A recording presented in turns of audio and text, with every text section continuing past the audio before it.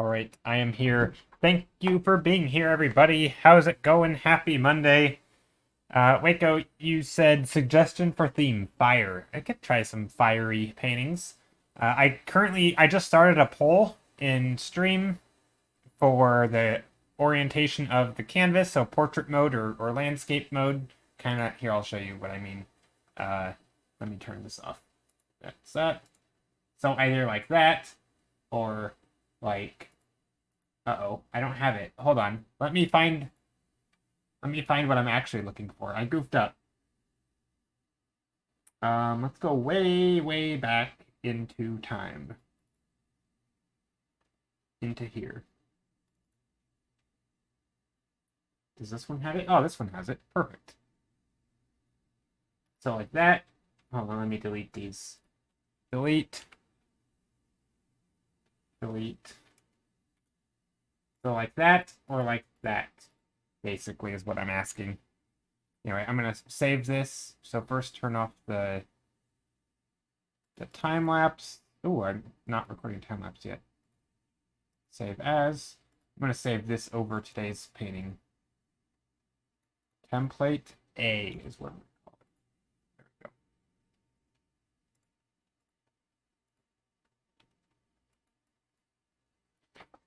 Been good. Yeah, it's been a while since I chatted. Just been lurking a bit more. No worries. But yeah, it's good to have you around. Let's see. Oh, also, hi, Vana.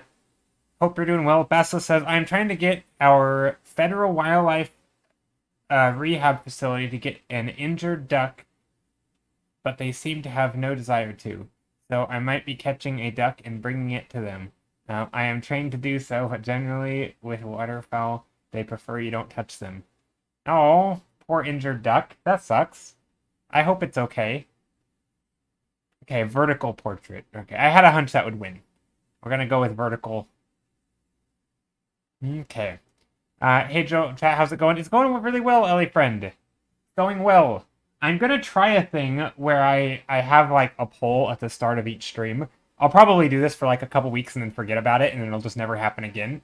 But I want to start doing like a poll at the start of each stream for something, whether it's like the orientation of the canvas, or maybe it's subject matter and voting, and like people throughout the week can suggest ideas, or at least before stream they can suggest ideas, and then I can toss them in the poll. I don't know, something like that. Maybe there could be like, I don't know, maybe I'll make like a suggestion box in Discord where people can just drop ideas for the next stream and I can just pull ideas. I don't know, something like that. Maybe it'll just be my own thing that I'll just write down. But I like the idea of having sort of the first 5 to 10 minutes of stream just being essentially deciding what I'm gonna do. Me too. It was separate from their flock, so he isn't leaving his spot at all. He's been there since yesterday. Oh, that's sad.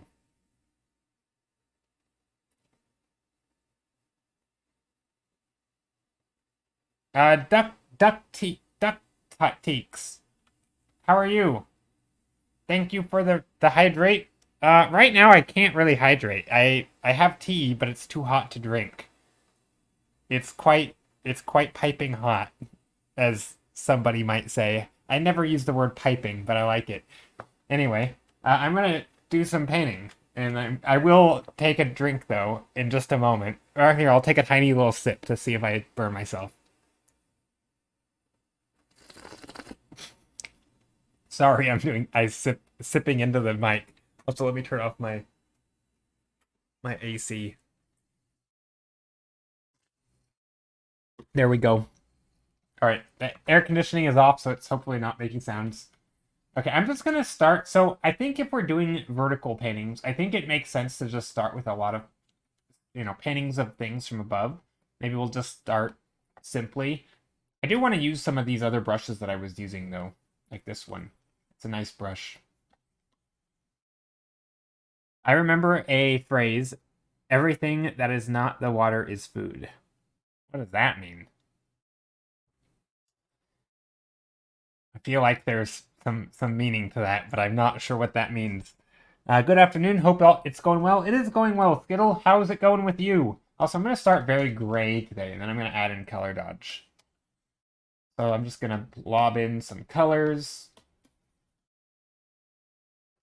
brighter colors up here, maybe some bluer colors down here. This is going well so far. That's good. This is such a weird brush. I'm still fascinated with this brush. It's so bizarre. And then maybe some even bluer down here.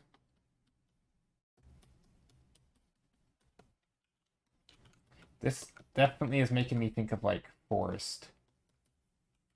Forest mood vibes.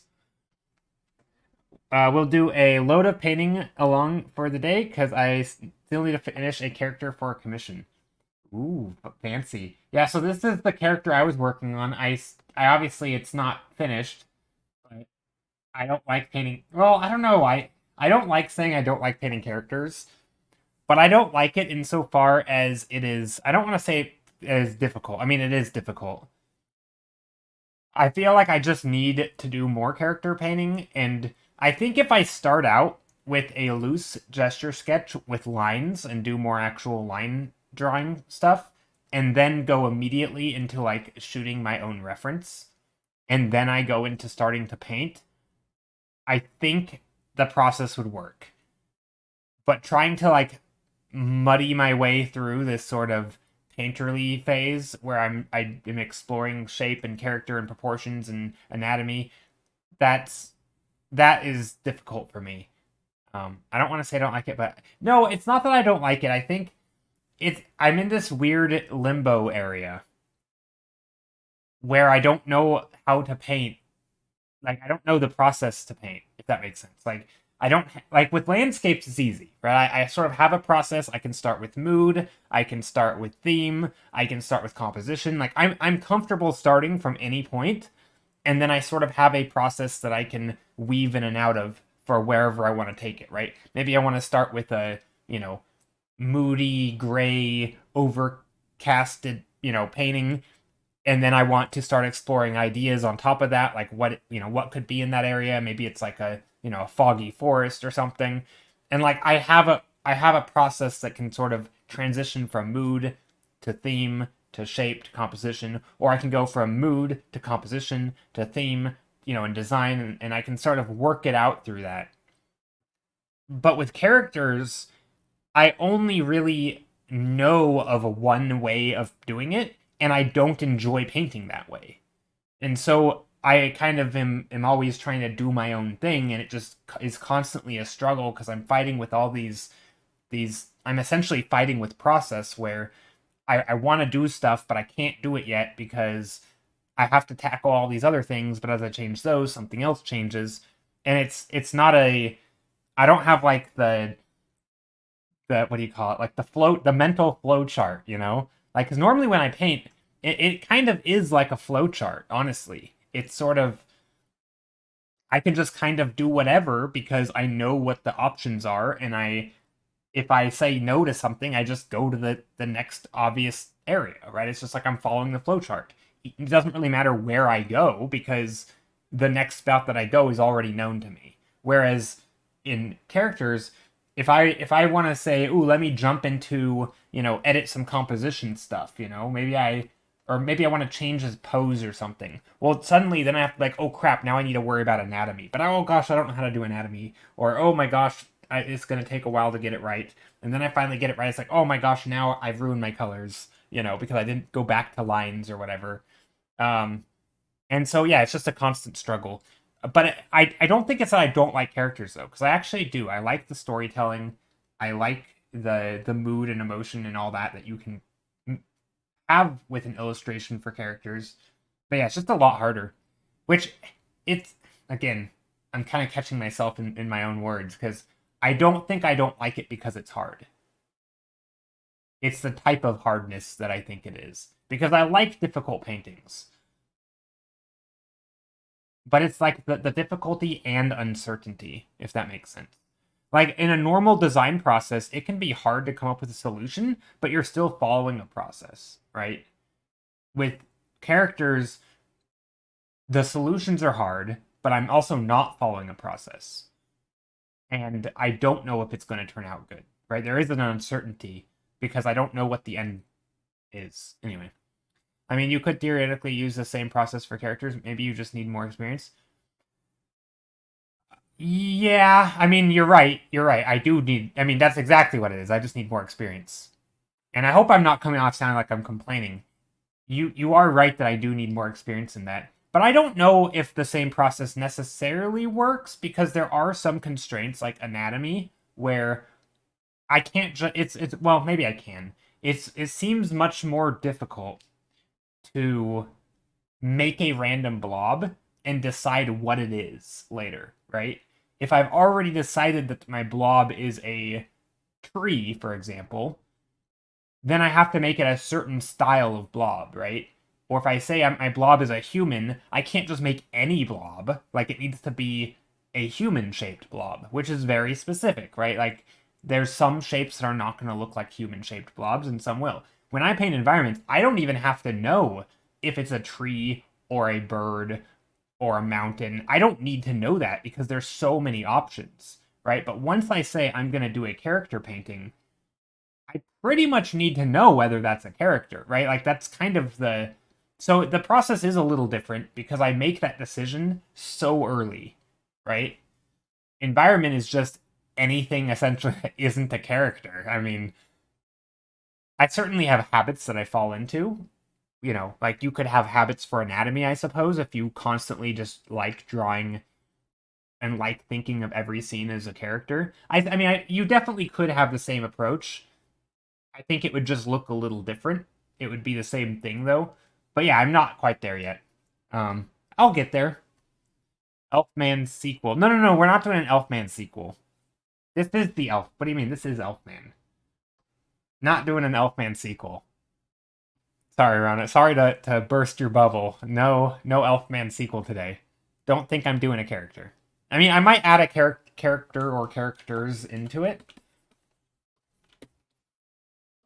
But the focus will probably be the environment. Or maybe not. We'll see. We will see. I'm not sure where it's going to go.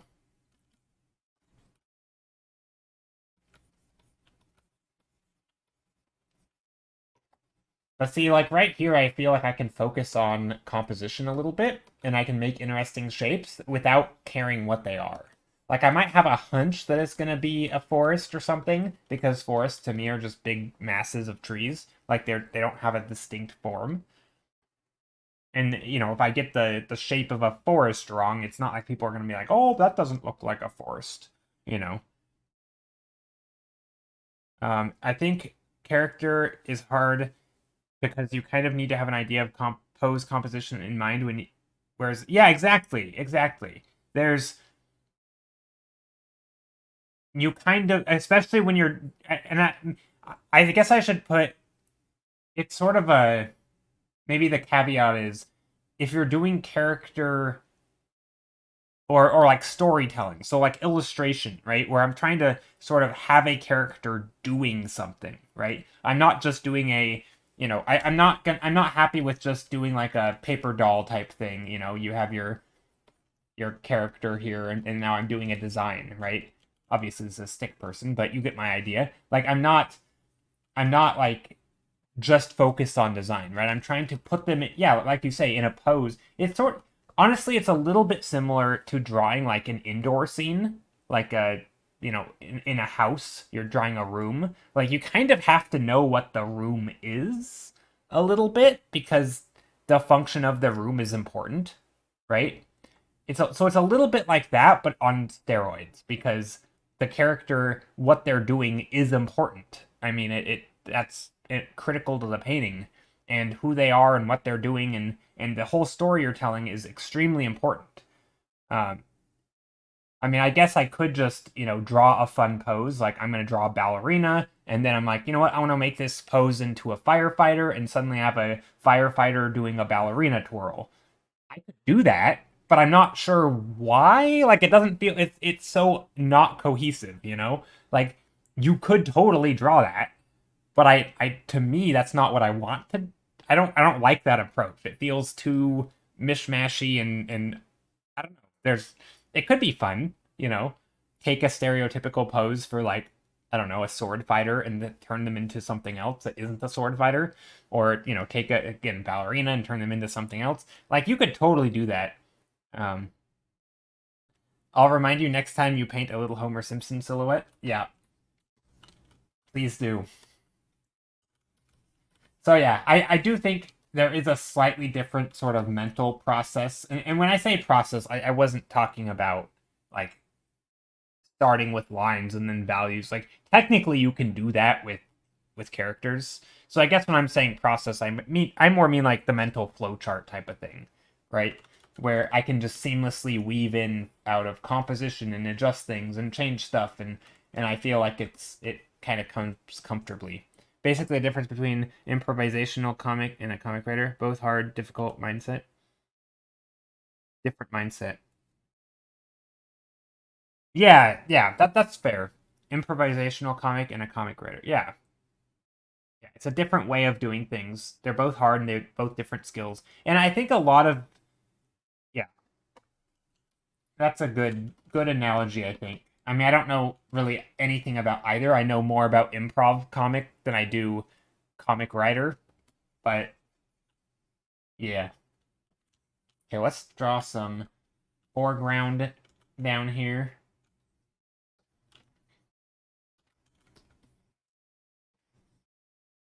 I feel like I want to do little houses or something. So for here, right? Like I'm starting with composition, and these bands. There's clearly elevation change, and now I'm thinking, what if I did something like this, where I have like a tower here and here and here and a character here or something, and like so now I'm thinking about composition, but it doesn't really matter what these shapes are. They could just be triangles for now.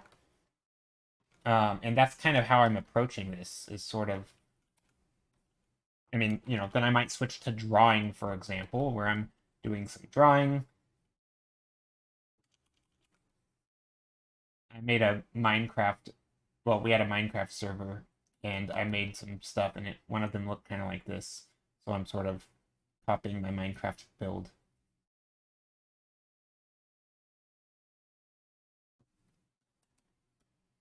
Kinda.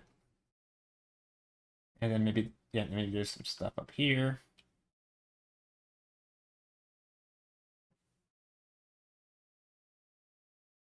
Maybe there's like another one up here. Maybe there's like a wall or something. I kind of feel like I want to put like a Great Wall of China type thing where you have like this meandering wall, but I don't know how that's gonna work. Anyway, so there's some shapes. Let's see, we can put more up here. Now I can block them in, add some darkness. But yeah, I think I don't know, I guess for me, so much of painting really is I mean, it's weird to call it entirely mental, but it does seem much more of the process that my brain takes, which I think is something it's hard to talk about because it seems like all anyone sees is the result. Very Tokyo-ish, Joe. You like? Ah, is it Tokyo-ish? Maybe. Maybe we'll again put some lights in here. Like anyone who's been here before could have guessed that I was gonna put some orange lights to contrast with the blue.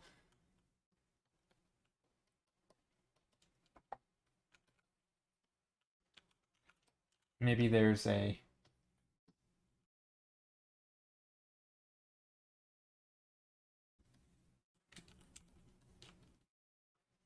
maybe there's something here like some foreground thing. I don't know. First impression was Japanese feudal fantasy. Hmm, interesting. Yeah, I'm trying to figure out how I want to do this. Do I just want like a straight path here? I mean, I guess this was going to be a low horizon line, so I don't know why I'm abandoning that. I need to keep that in mind. This was going to be eye level.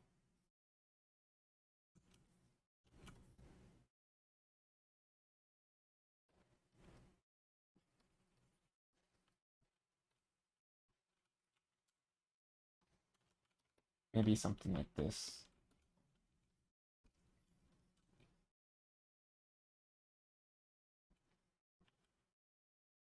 little things here. Maybe there's a fence. I don't know. I like the idea of this, kinda. Again, just putting a lot of shapes and values and trying to make stuff read kind of well, or sort of well.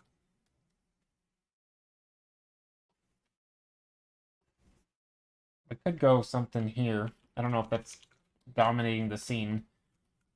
In fact, I kind of want to dominate the scene with something. So maybe we put it up here and then we put little smaller ones assisting it back here.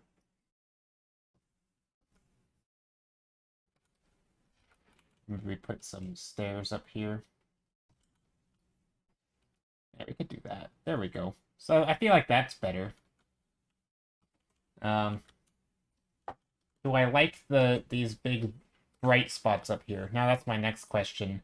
Is like, what am I doing with these big bright spots? Maybe I want to add another color. I think that's the thing.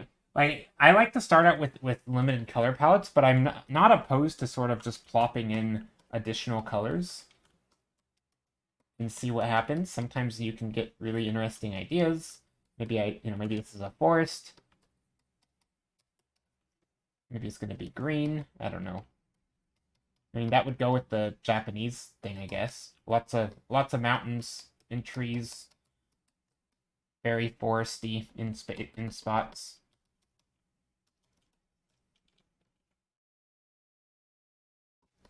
Maybe something like this. Maybe there's a lot of blue up here. Again, I'm really changing the color palette, but I'm just kind of seeing what would happen. I don't know if I want to go this route, but it's worth testing.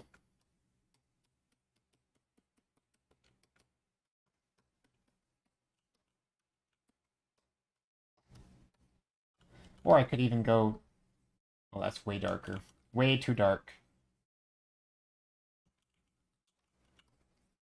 Or I could take like a color dodge and just plop it in, see what happens. Maybe there's lights up here.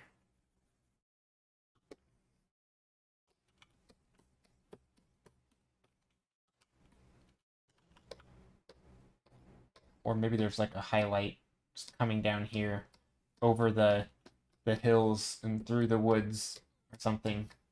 No, maybe not that. Maybe that's weird. What if I did like a red?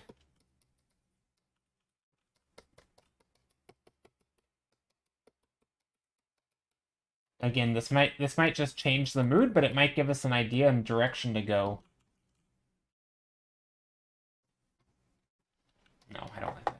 I like my first idea. I like the bluish, greenish stuff. Your art is so beautiful. Ah, thank you so much, Singing Cat. I appreciate it. I appreciate the kind words.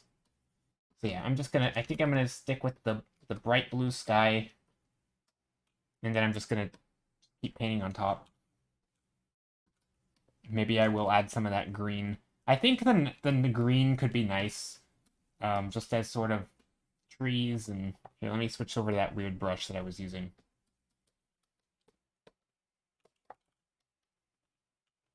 I do think some of this stuff is probably too dark or too light. Actually, I don't know where I'm gonna go with this. I'm gonna hold off on that one for a moment. Let's do something different. Let's do a scene where our eyes are way up top. Maybe. I don't know if that's gonna work well. Maybe there's stairs going down.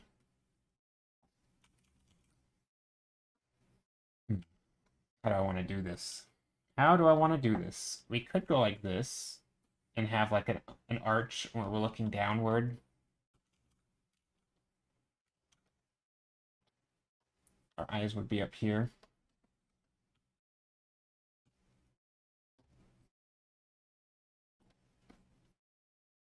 Or something. Could be fun. So this could all be just the top of something. We could even, to emphasize it, we could even draw that top of something up here. And this could all be like, again, we could have like a blue sky coming down. We could have little bands like this. Sort of like a stairway down here. Maybe there's some warm. What app do I use? This is Clip Studio Paint. CSP for short. Clip Studio. This brush is so bad to write with. Paint. Yeah, this is Clip Studio Paint. Here, I have a Tools hotkey. Tools. There we go. But yeah, so I think then here, I'm just going to put a bright light down here. I'm going to color dodge it, so I'm going to pick just this ugly, muddy yellow. Be darker. I don't know. This is such a weird brush for blocking in colors, because it doesn't do a very good job with block-ins. It's so spotty. But it is a fun brush to use. It can give the painting some charm, I guess.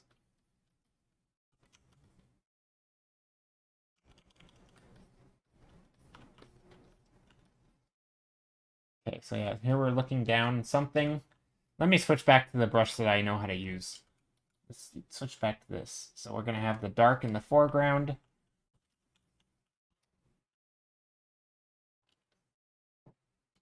Maybe there's, again, the lines are all going upward. Maybe there's some other lines here. I don't know about this blue, but whatever. We'll just keep it there for now. Yeah, I'm going to try something. And again, I don't know if this is going to work, but I think it might. I'm going to do a color dodge. I'm going to grab like a yellow-orange, and I'm just going to put in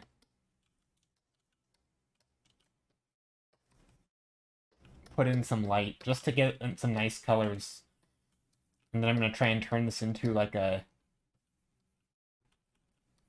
some sort of scene where we're looking down some stairs, maybe. Maybe there's some blue light on like the... I don't know. This might look funny.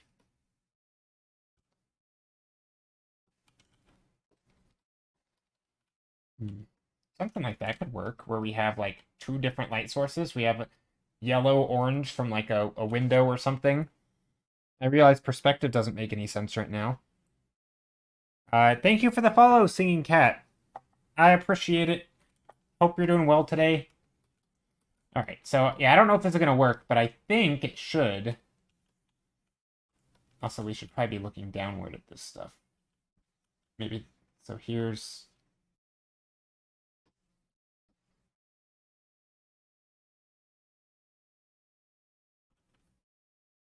I don't know. Sometimes this type of thing is hard. I should have a reference or something for this. But I feel like I've walked down enough places like this that I actually kind of get a feel for it, but...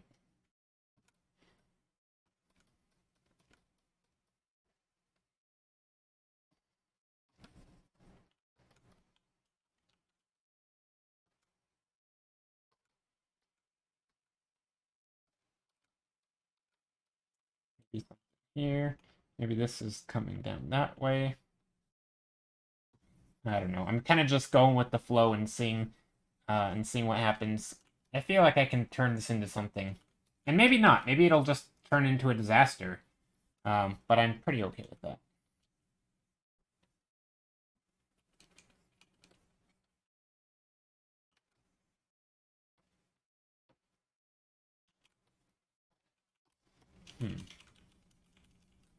Maybe I don't like the door here. Maybe that's not a good thing to have right there. I don't know. Let's just keep on making shapes. And if something pops into my head, I'm going to go with it.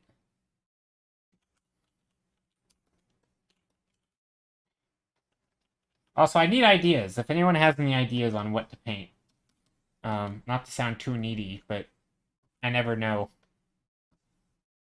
It's always, I don't know. I like coming up with ideas. I like a starting point. Don't need like a full-on illustration or idea or anything.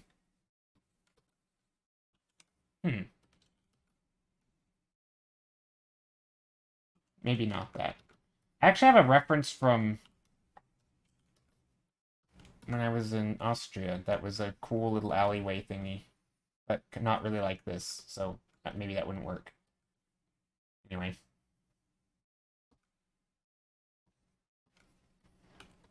I don't know. Again, I'm going to just leave a lot of these just as blobs. Demon Forge. Oh gosh. Demon Forge. What is a demon forge? Is that where they forge demons, or are demons forging weapons like a demon blacksmith? Is that what you're talking about? What is a demon forge? Let me Google this. I don't even know what that is. Demon forge. Images. Okay, nothing. Nothing's coming up. Yeah, what is a demon forge? Some sort of ship. It's up to you. Okay. The sort of ship. Oh God, I mean, I feel like I would be drawn to like a I don't know. Let's just well, somebody said fire, so let's just lean into the forge, like quite literally forging things in fire. I don't know. And let's just start with colors, see what we'll come up with. And anyway, for those of you who are new today, or if you're just coming in, you counter with a cat tunnel. Okay, hold on. Let me write these down. I don't know what a cat tunnel is, but I like the sound of it. More than a demon forge, but hold on. Cat tunnel. Demon forge? Question mark? Combine all those into one prompt. Well, I think I'm going to start with Demon Cat Sky Pyramid. A Sky Pyramid. I like, oh, I'm going to put Sky I don't have to stick, I may not stick to any of these, but we'll see. Sky Pyramid. Bad handwriting. Engaged. Okay. Also, we're going to just erase the Clip Studio Paint thing because that's not the prompt.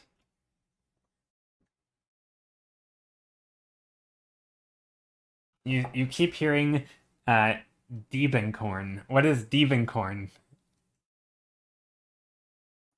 I don't know what Diebenkorn is. The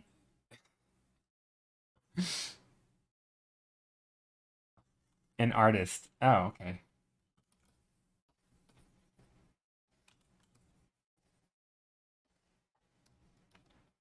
Interesting. Okay, let's go some stuff. Also, it's kind of because I'm doing vertical environments today. It's gonna take a bit. Um, again, I'm just gonna pop in the glow dodge. I feel like this is gonna be fitting for a whatever the heck a demon forge is. Maybe I don't want. Hold on. No, no, no, no, no, no, no, no, no, no. I don't want that. We are gonna go really, really gray. Have a little bit of saturation in the middle. Again, these are okay. I was gonna say, if anybody's new here, what we typically do on stream is we do a bunch of thumbnails. So if I just select a painting like this, we do a lot of little tiny thumbnails. Sometimes they have a point or a purpose, and sometimes they don't. So for example, a painting like this is just a bunch of blobs, but I eventually turned it into this, and it's still kind of blobby, but anyway, it's slightly less blobby. Just coming up with ideas on stream and trying to turn them into something. That was probably a bad example. Or this one, we took a bunch of ideas, and then we turned it into this, and made it into a painting. Funny enough, I still don't like this little circle thingy, but yeah. So yeah, just a lot of environments. Sometimes they're more I don't know, standard environment than others. Sometimes they're just a frog on a lily pad. Ooh, that waterfall. Yeah, the waterfall. It's a waterfall. There's a little city up here. Yeah, it's kind of fun. I like it. Someone walking next to a lamppost at night. Hmm. Maybe. I feel like I need a theme there. This is like the level that I start with, where it's like that could be anything. Like there could be a story around it. It could, I don't know. Well, I gotta think about that one. I don't know if I want to start there. I mean, I like the idea of just painting a nighttime scene. That's nice. And with lights and stuff. That's nice. Okay, what is a demon forge gonna look like? What's on the docket today? Apparently a demon forge cat tunnel, a sky pyramid, and that's it so far. That's on the docket. I don't even know what a docket is, to be honest. I think it's just like a to-do list. Anyway, but very official. Fairy librarian. So I'm mostly painting environment, but let's do like a fairy library, maybe. Maybe not a librarian specifically, but fairy library. It kind of rhymes, doesn't it? Fairy library.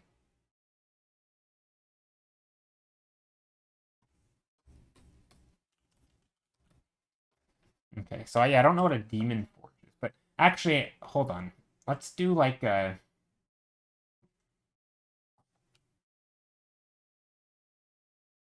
I have an idea. Ooh, may I suggest a steampunk clock tower? I mean, you guys can suggest anything you want. I can't guarantee I'll paint it.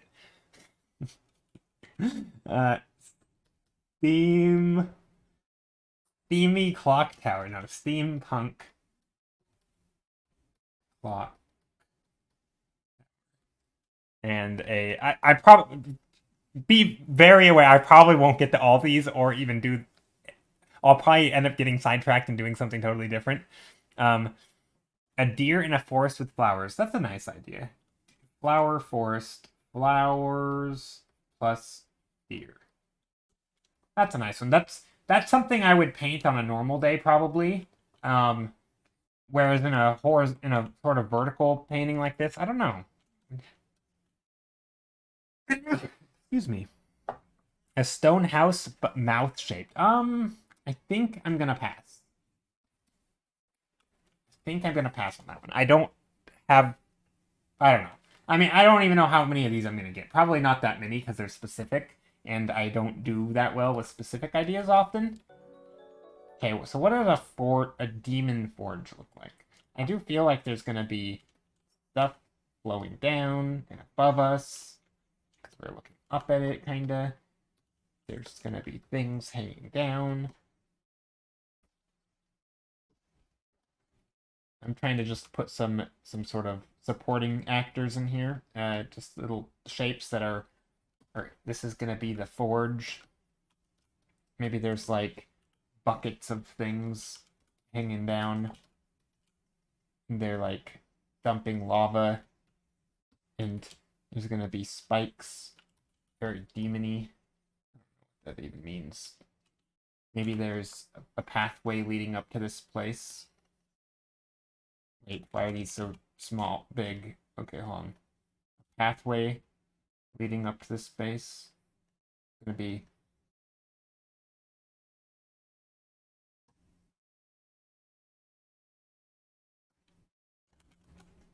maybe something like this. There's gonna be lots of little light bits and stuff. And then down here, it'll be quite dark.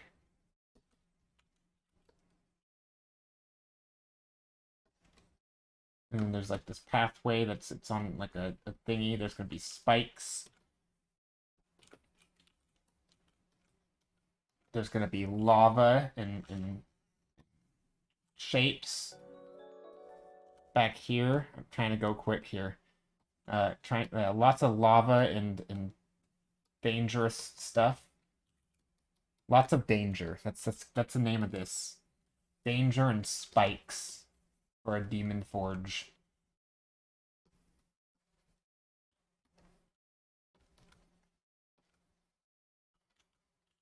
Maybe I kind of wanted to. I feel like I should put the. We should see the top of this. I realize I'm changing the perspective by doing this. But I feel like this is just more fitting to see the top. It gives us something to work with and from like a.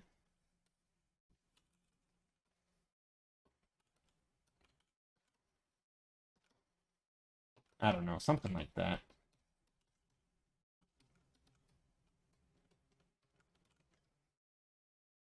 Okay, now I'm gonna add some color dodge. Thank you for the follow, Dozani. How are you? But yeah, Bismarck, I think I'm gonna skip the mouth-shaped house. That's, I mean, I might accidentally make a mouth-shaped house, but we'll see. Let's see. What am I doing here? More red, maybe? I don't actually know what I'm doing. I'm just trying different things. I feel like I want to do some blue in here, or like cool, just to level it with the cool. But maybe it wouldn't make any sense to have. Oh, maybe not. Let's see. You can make some interesting shapes back here. I don't know anything about forges, but I feel like there's gonna be little clamps and interesting shapes.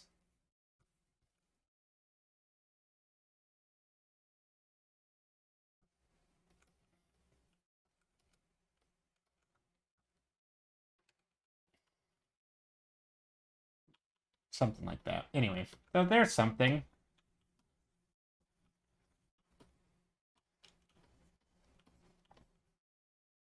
Okay. I don't know what that is. But anyway, we're gonna call this a demon forge. It's very something. I mean, mouths are pretty much on their own, are pretty tough on their own to draw. Well, I mean, sometimes I'll draw stuff and it will look like a smiley face, right? Like I might make a window here and a door here, and I'm like, hey, that kind of looks like a smiley face. Or like I make the door larger and then it looks like a, maybe there's like sometimes I'll accidentally make things mouth-shaped hands. That does sound hard to draw. It's funny. There's always like those things that are hard to draw, and people are always like, horses are hard to draw, and humans are hard to draw, and bicycles are hard to draw, or in perspective staircases. And this was a thing that we decided on stream before. But if you want to challenge drawing like a horse on a bike going down spiral staircase, that's quite difficult. Um, I'm sure there's other things. Lots of hands, or like a human made out of hands on a bicycle. Stuff like that. Yeah, those are always difficult. Hand apocalypse. Yeah. Anyway, okay. So we have one painting, or one of the things. Let's do the cat tunnel just to contrast the demon stuff. God, cats. Yeah, we're gonna do cats. So a tunnel of cats, I guess. I think the obvious thing that immediately comes to my mind is having light shine on the on a wall, and then you have silhouettes of cats coming down like a tunnel. So funny enough, it's going to be a similar composition to this. And then you'd have like cat silhouettes. I don't know how to draw. You're gonna have to bear with me with the cat shape.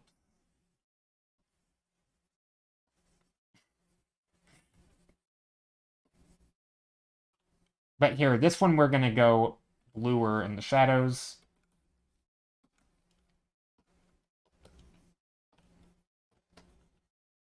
I don't know what I'm doing here. Okay. This is a dumb idea. Hold on. I think I need a better idea than this.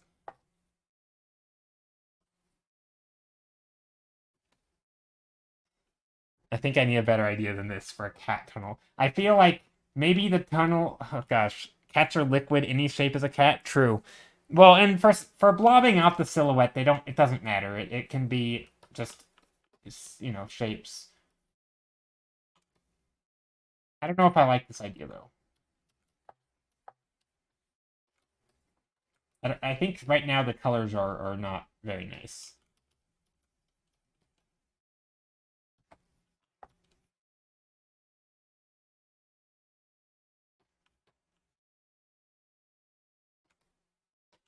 So I'm just gonna keep on blobbing shapes. Uh, Lots of indoor lighting. Maybe the tunnel is not like an alleyway or like sewer tunnel. Maybe it's like a tunnel, a magical tunnel of trees and magic. I know, I just said magic a lot in that. But like, we get our purples and our glowy colors. Or maybe we get blues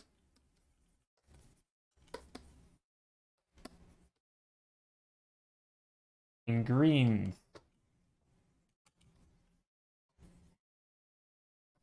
Maybe blue and green. That could be fun. Okay. Or we could do like, I'm just trying to think. It's hard in this sort of composition, in this orientation of screen, right? Because like this is a little different. Um,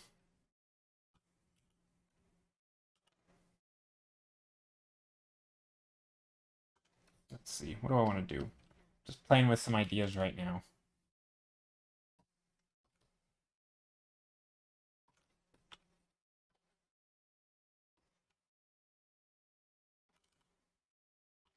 I guess it would help to just draw some cats first. Here's a cat. It's gonna be a cat.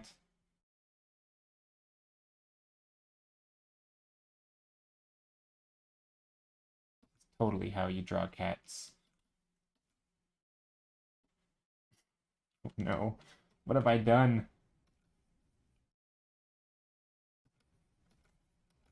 Doesn't look like a cat.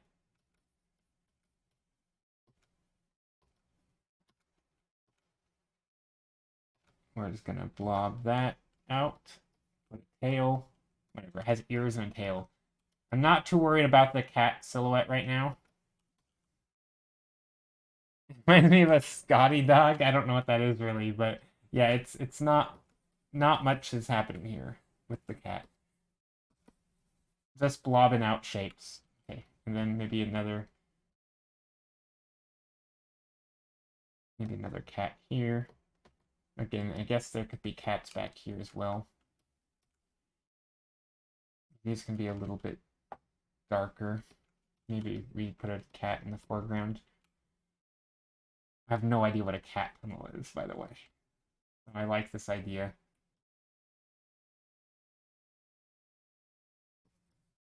I do feel like, I don't know why, but I want to do like a foresty thing. Like jungles, and it just feels fitting. Somehow. I don't know why.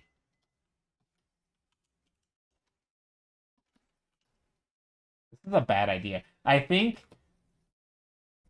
mean, just like anytime, if this were like an actual prompt, I would do a lot of little sketches and I might think about this harder. Um, but sometimes it's fun to just play around and see what happens. Maybe we slap in some color. Yeah, I don't know. Rona, I'm struggling here. I was thinking we were gonna go like looking down a tunnel with like the shadows cast on the wall, which I still think is a cool idea. I just don't know how to do it, or I don't know how to do it quickly. I'm not sure what I'm doing. So it's a lot of playing around. Okay, I have an idea. I have an idea. Very, very blue. And I'm gonna get some orange in here.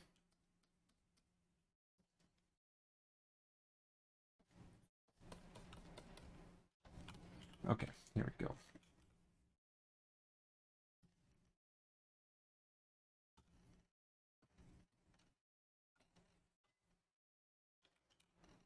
I have an idea. I don't know how much of a tunnel this is gonna be, but I do have an idea.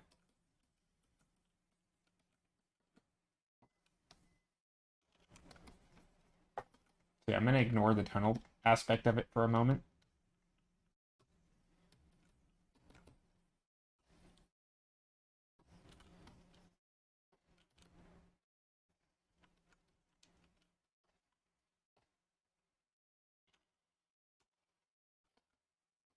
Yeah, this is hard. I mean, anytime I do prompts, because I don't typically always start with prompts, prompts are hard. Especially if you're trying to do them quickly on stream and you didn't really explore any ideas.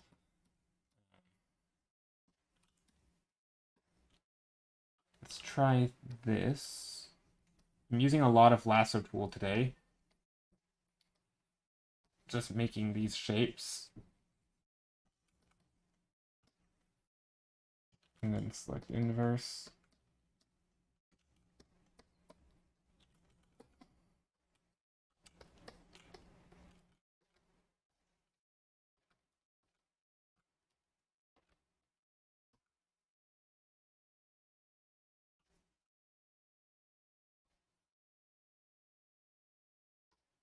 Maybe something like that.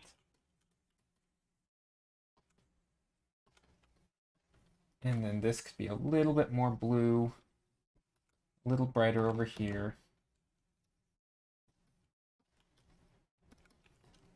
Trying to get this to look kind of right.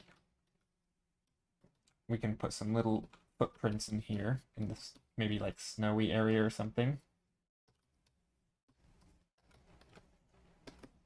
Maybe we put some... Again, let's try to make it a tunnel. Let's try to stick to the prompt.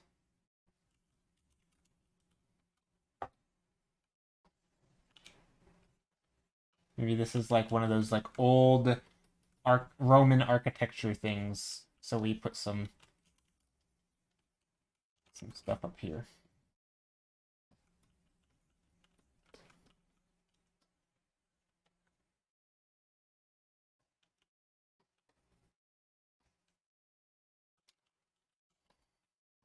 I don't know what's happening with this perspective though.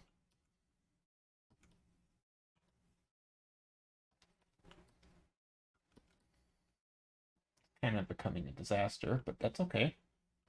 Maybe some shapes up here.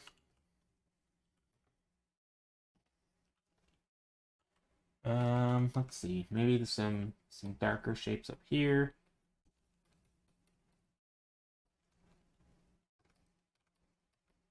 Okay, so now we have some little platforms for the cats to sit. We have a cat up here. I realize this is very, very tiny. So it's all very pixelated.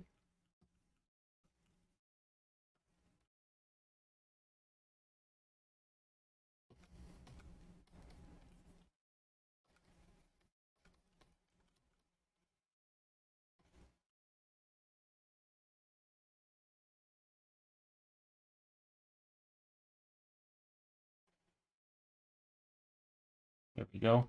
So there's another cat. There's going to be some cats down here. Oh, I need some shadows.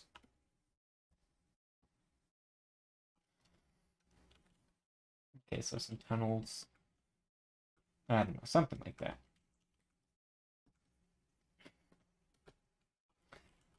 Maybe some more cats. Okay, so the cats are going to have to be drawn in here later if I'm going to be doing this, because I can't spend all day on trying to draw cat shapes.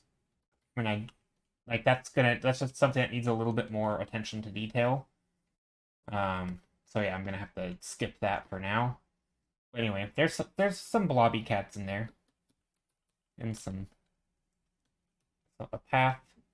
Maybe the last thing that we need for this cat tunnel. Also, my shoulder's hurting. It's not good. Maybe we need some nice light.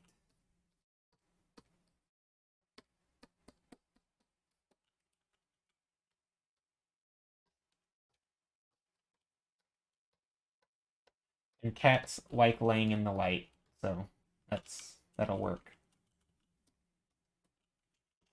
So they have to be like in the sun, and we'll put some cats in the sun.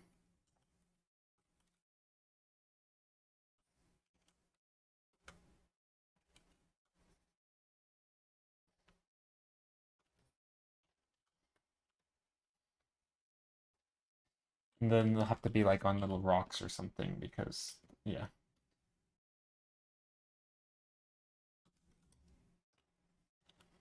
I don't know. Anyway, I'll figure it out. So that'll be the that one for now. Definitely not the greatest thing I've ever done, but it's something.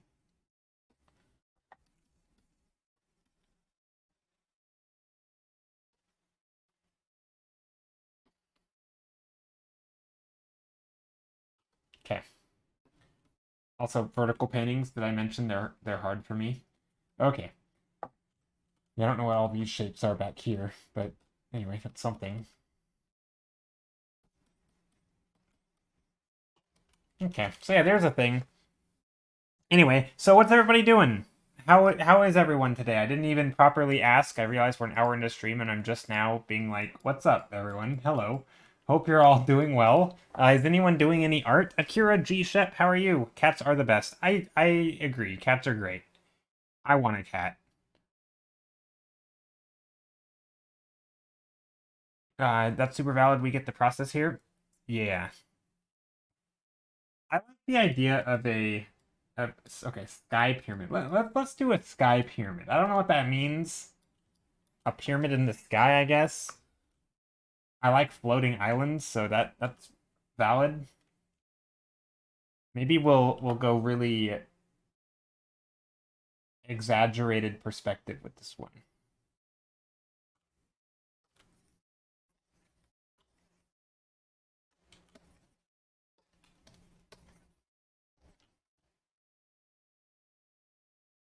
Hmm.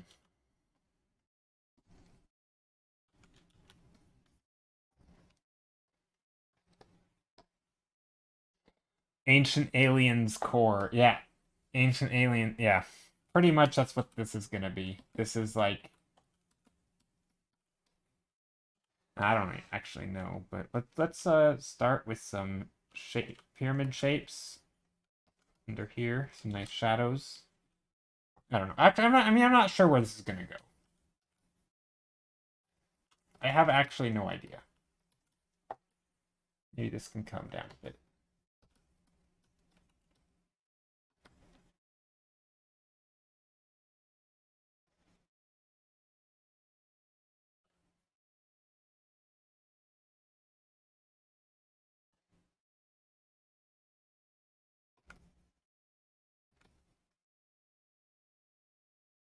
Hmm. Do I want to do sort of this dynamic thing? I don't know. Maybe not. Let's change this for now. Let's go like that. And then we will I do feel like we would need a large shape in the foreground. You know what? I'm gonna do this one in black and white. That's what I'm gonna do. Or mostly black and white. Basically just two colors. And by black and white I mean I'm looking at my screen in black and white. You guys are gonna see color, but it's yeah. But for the purpose of this, it's gonna be black and white. For me.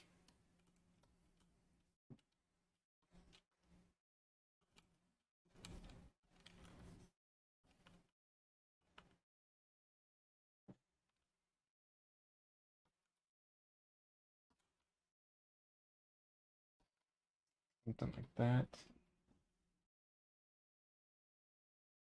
Something like that.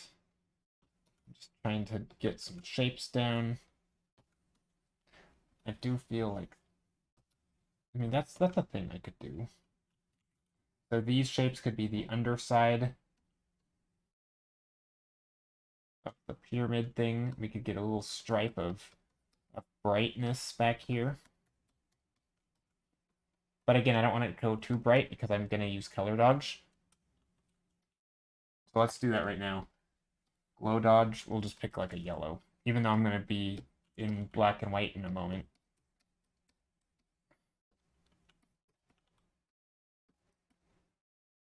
Hey, how's it going? God Broccoli. Hope you're doing well.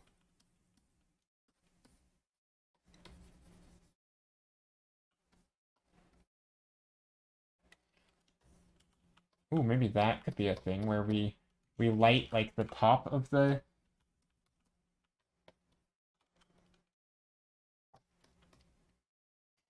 Okay, let's think. Not bad, just finished a crow painting. Oh, do you want to share? Also, does anyone want to share what they've been working on? I would like to see any... If you're new here, you can drop links directly in chat. Even if you're not new, you can drop links directly in chat. But I want to see what people are working on.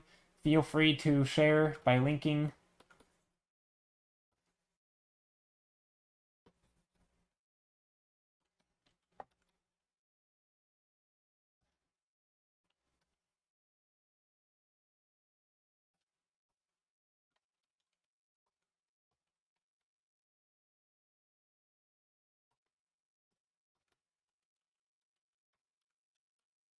Ooh, okay, let's take a look. God Broccoli posted some art. Oh, that's a really good crow. I love it. That looks really good. Beautiful colors. Love the... I don't know, I can't tell if that's gray or green. My eyes are playing tricks on me. But it's, yeah, the blues, the purpley blue and the greenish gray.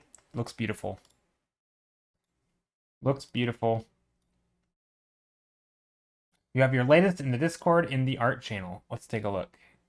Let's take a look. Also, close that. Okay. Let's take a look. Ah, that's good. The skull. I like it. I never really got into drawing skulls, and I know that's a thing that's it's extremely common to both just as subject matter and as practice, which I think is probably why, because people like drawing it. It's useful, it's a complex form, it's roughly human, so it's, you know, it's useful in that sense because you're learning about human anatomy. So I feel like it makes sense and I understand why.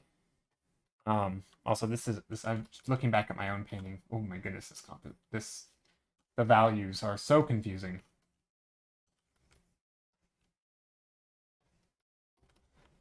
But yeah, so I get why people do it. But gosh, if I just never have liked it, I don't know. It's never clicked with me.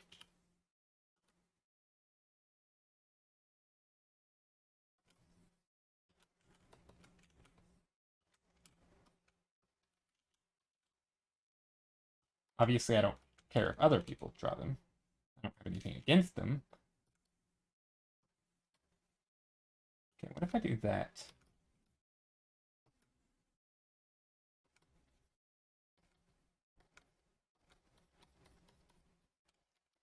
Okay, so there's a sky pyramid of sorts. Maybe there's like a...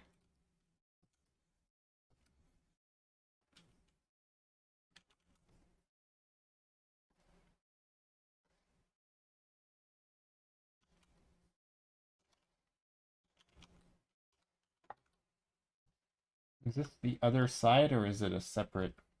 I guess it could all be the underside of it.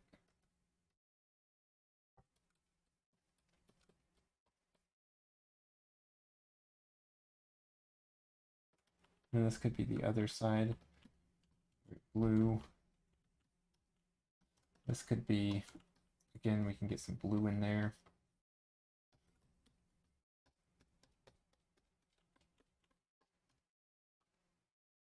Maybe there's like some of that blue-red bouncing into the underside of here. Maybe there's a pyramid back here that is overlapping into the back. Because again, overlap is good. We do want overlap. Just to show that there is stuff back there. Don't really know how this is going to work, but yeah, so there's a pyramid, I guess, in the sky. Kind of like it, sort of. We can erase all this stuff, though. Now, I think the composition needs to be rotated a little bit. And the reason I say that,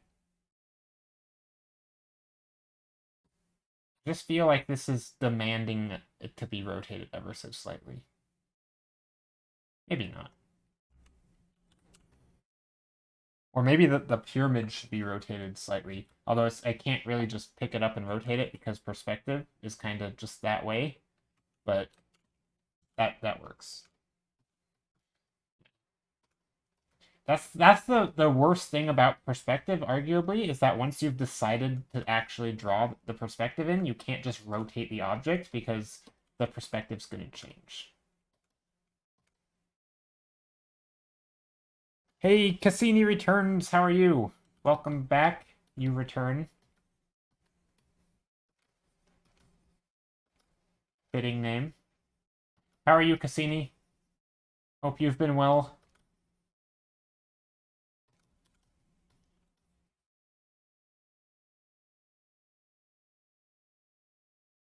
Ooh, floating pyramids are the Goa'uld invading. I don't know who that is. Oh, the Goa'uld. That's that. Oh, that's Stargate things, right?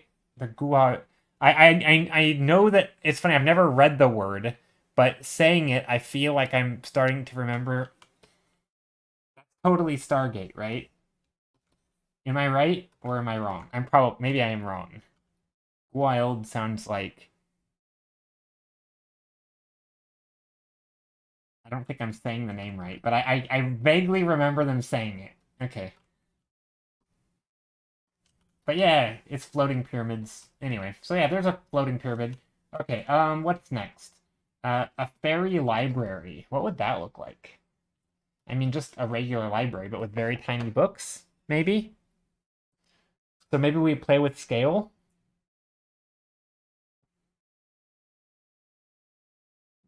It's funny, when I say, like, what would that look like, and I'm asking myself that question, I'm not imagining it, right? I'm very much just thinking conceptually, like, what would that mean? And I feel like it'd have to be a tiny library. So maybe we would want to contrast the tiny books with something larger so that we know. So, like, maybe we'd want to put it in, like, a bottle. I don't like the idea of fairies in bottles. I feel like that's cruel, but I think it's a good way to contrast the size of it. What other ways to contrast the size?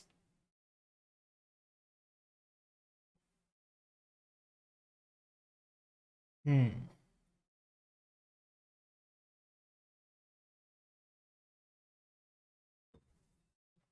I don't know. But let's do a fairy library, whatever that means. I guess we could just make a library with a fairy in it. I mean, the original prompt was fairy librarian. So maybe we do like a more like an illustration of like a fairy just reading a book and like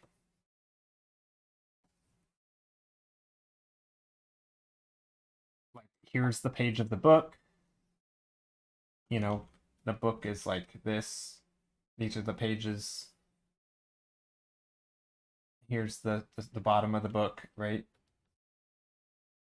You have the page floating down like this, and then you have like the fairy trying to push it back, being like, I don't know how you do that. That's not really a librarian though. This is like a scene of a person getting crushed by a book.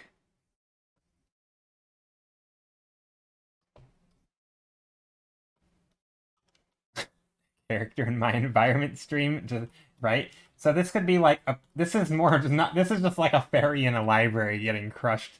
I don't think I want to do like the that thing, but it could be fun. Then we could put a bunch of books back here. That's very illustration-y. I don't know. Let's see. Maybe a different idea. I mean, we could just do a bunch of books and libraries. Maybe we do like a bunch of books as the environment, and then we have like a fairy pushing one of the books back into the shelf.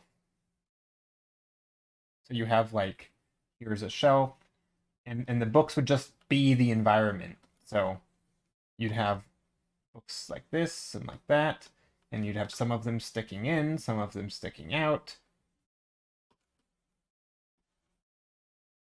You'd have some space between some are falling over. And then you'd have this perspective down here where the edge of the book is like that. Right, and you have, the title of the book would be book.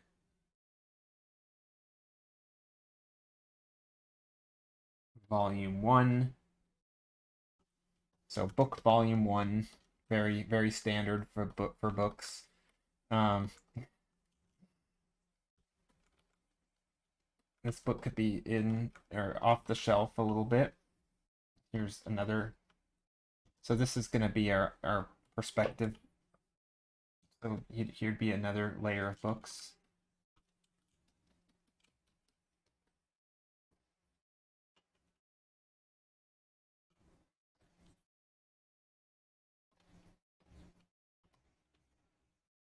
I don't know why I started with this bright background though. So yeah, anyway, we could do something like that where you have all these books and you have a character pushing the book off. Or like maybe there's another book sitting here and they're they're on top of one of the books trying to get to another book. I don't think I like this perspective, so I'm going to change it, but that could be one of the ideas.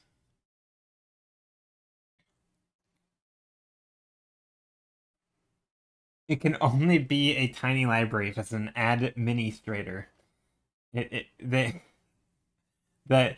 the fairy will be the administrator, the mini administrator. I like it. But yeah, so I think this is doable. Hold on, I gotta think about this though. I feel like with this extreme perspective and storytelling, it matters the angle and like the camera angle. Because I'm thinking the fairy will be like on a pile of books. You've heard of Elf on a Shelf, how about a fairy in a library? Yeah, exactly, Jim. I like I like it. Um, a library fairy. Hmm.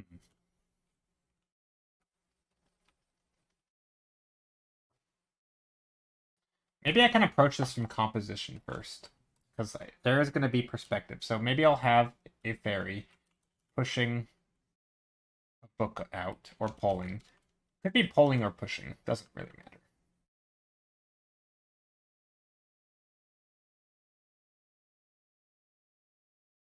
Maybe the foot is planted on the on one of.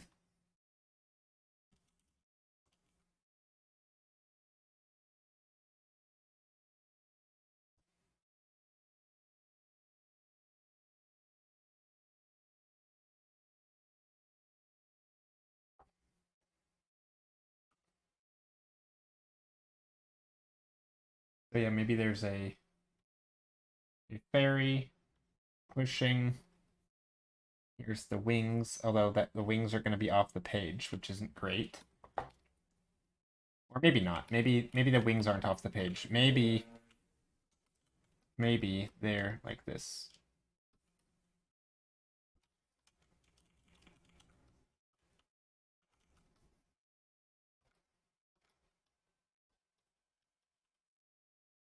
We have a leg here.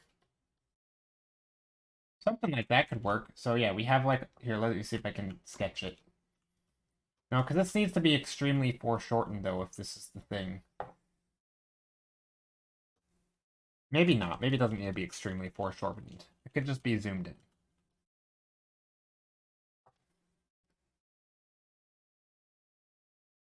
I don't know. How do I draw fairies? See, this is a thing on stream. This becomes very hard for me. Maybe it's because my drawing skills aren't that good for people.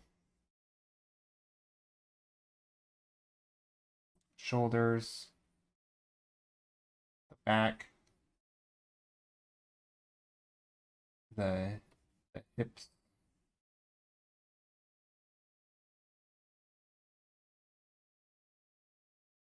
the knee.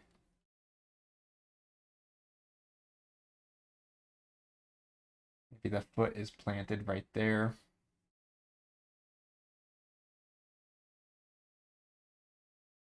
on a book. Maybe this book.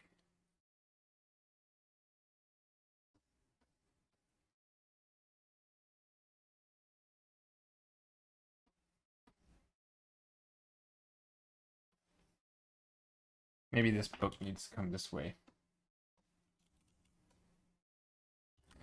Dang it. One chord, I think, Rachmaninoff. I don't know how you say his name. No, that's not who it is, right? Oh, it is. Yeah, it is. Okay. Yeah. You've Yeah, you're right, Cassini. I don't know my. It's funny, even though I have listened to classical music, I don't know my artists. Also, it's Rachmaninoff, right? I don't know how you say his name. Okay, so anyway, here's something. So here's that.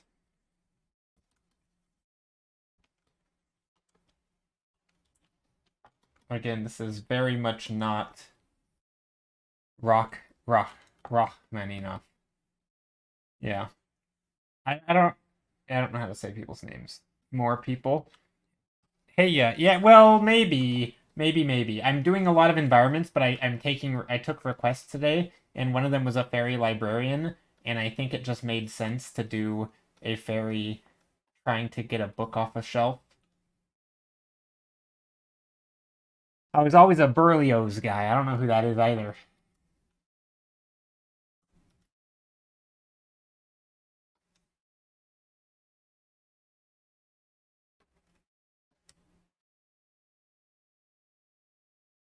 Oh, that's so cute. Yeah, I think it could be fun.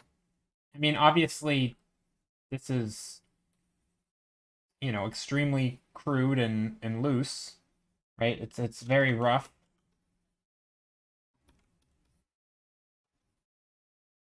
but it works. Let's slap in some wings,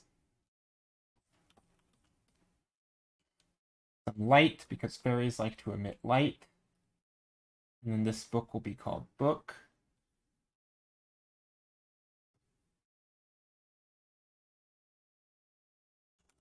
It works. Kinda. Again, no color, but it's a fun way for me to, the fact that he composed symphonies with almost no music training was really cool. Yeah, I always thought so. This is one thing that I've always liked. I mean, it's funny because I'm sure you could make the same argument for art, and I'm sure it could transition to some weird AI discussion.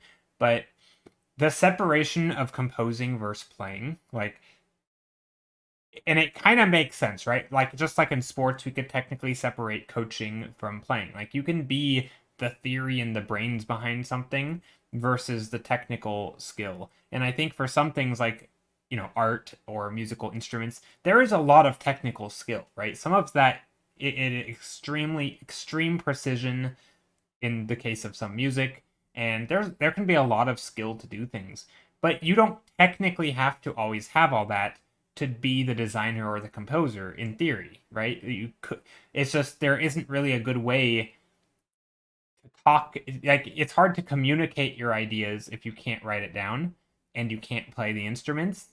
Like, unless maybe you could sing with your voice, even then that's arguably a skill, or it is a skill, because again, it's basically akin to playing a musical instrument. So I do feel like it's hard to separate the two. Um, and I do think that's where some things like technology could be really cool. You could focus on the design without having the skill of doing it, of like actually drawing. And as much as I know, I hate all the terrible like AI arguments for art and against it and for it and all the stuff. I do think there is something to be said about people who, but again, there's other ways to get those ideas out, right? You can always write. So that's not really a good argument. But I'm just thinking like there are ways to explore ideas and compose things, or you could write something, you could paint it, whatever. So I feel like we have a lot of tools at this point, um, to work on ideas and to develop them. But anyway, music is one of those things that it does seem extremely hard, even if you have modern tools like digital composing software. You still kind of have to like technically you don't have to be able to play the instruments to compose stuff, which is pretty cool. So I do like that. I always thought that was a neat thing when things like Fruity Loop Studio came out, where people could actually compose music without being able to play the instruments themselves.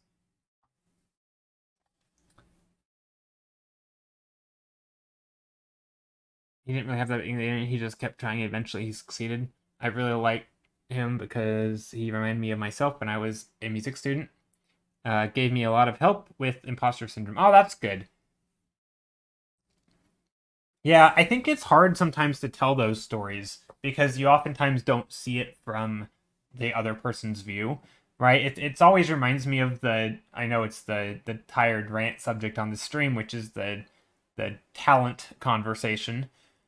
But it always reminds me of like the person who worked really, really, really hard at something, and all you see is the end point.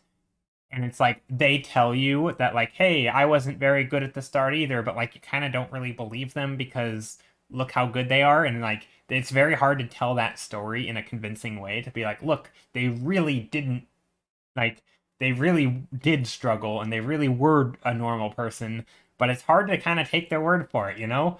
And I think it's cool when there's a story of a person who kind of resonates with you, like, wow, I totally get it.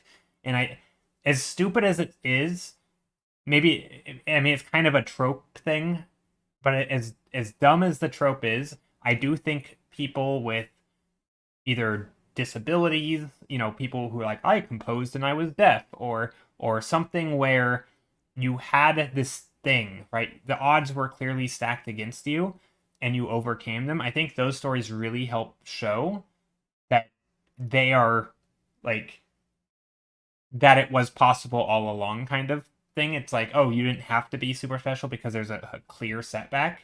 I don't know. And I kind of don't like those tropes because I think they're overdone, but I do kind of get that they can help show that, right? Like the yeah, like, the composer who didn't play music, right? Like or any of those things. I guess it's not really a disability, but you get my point, I think. I don't know. I think those are interesting things. I'm always kind of drawn to those sort of stories and like how do you convey information so that other people can relate in the same way that you related to it? And sometimes I feel like you do have to exaggerate sort of elements of it because there's always going to be that person who says like, "Oh, well they were just clearly gifted because they overcame it or something." But like so you really have to give them the setback to like show that their determination's what got them. I don't know. I realize I just derailed this conversation. Okay, the next prompt is steampunk clock tower. I mean, steampunk, your clock towers are pretty steampunk just by default, aren't they? Is there such? I guess technically steampunk has steam. Not all clock towers have steam. Anyway, Popcorn Girl, how are you? I am drinking my tea right now. Thank you for the hydrate command.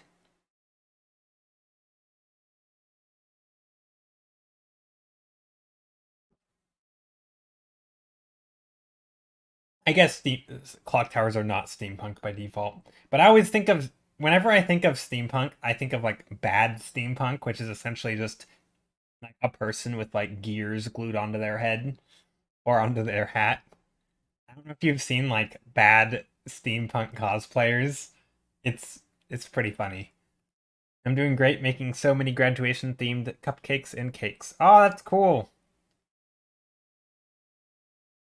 So do you know how many cakes and stuff you make every maybe you could make a clock tower more. Oh yeah, yeah, I will do that. I'll lean into it.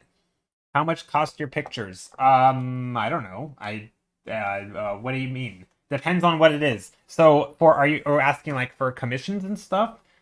If it's like a personal non-commercial commission, like 250 for like an actual full painting. These are not full paintings, by the way. These are little blobs on stream that I'm gonna just use to decide what I paint next. So kind of like these are blobs that turned into this, which is still kind of blobby. Um, yeah. So this kind of thing is pretty. This is what I do on stream, but this is not what I would do commissions for. I mean, I could. I don't know. Oh, yeah, these are just thumbnails. Yeah, if you're talking about prints, I technically sell prints. Technically, I give away prints for free. Um, I yeah, you can redeem prints just by hanging out in chat. Anything in the slideshow, I will send you a print for free of if you want. But yeah, I do have an imprint. Although I will say I haven't updated it in basically forever. But anything in the little slideshow that says redeemable 4x6 prints, those I have, and basically through channel points I'll send those out for free, just for hanging out and stream. But if you want something larger, you'd have to go through imprint. Probably just let me know what you want, and then I could upload it, because I haven't, again, I kind of neglect imprint a little bit. And if you're talking about a commission for like a private thing, like, desktop background, that kind of thing, probably like 250, but it might be more depending on what you want to use it for and what the subject is. And, I don't really advertise taking commissions, because I kind of just, if it sounds like a fun thing to work on, I'll take it. If not, then I'm not going to take it. Like, I'm not going to, you know, it's not something that I absolutely have to have at this moment. So it's sort of on a case-by-case basis. So yeah, I'm not quite sure what you're looking for, but anyway, that's my answer to that. Okay, steampunk clock tower. Let's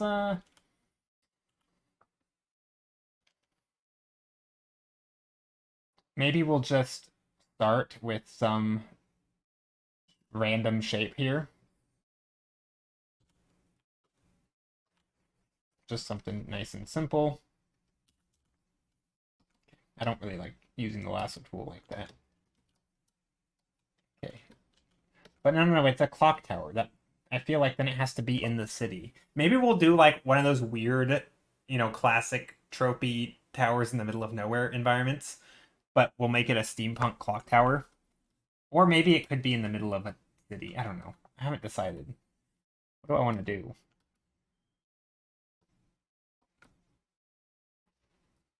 I'm not sure. I don't know what I want to do here. Actually, let's back up. Let's back up. I'm just gonna blob some colors around. So this is one of my favorite ways to start painting, is just to take a lot of grays, light colors, cool colors, dark colors, all the stuff, and just start making shapes. I guess we can make something like actually, let's do a really low horizon line. So, or pretty low horizon line, like down here. So eyes are down here. We have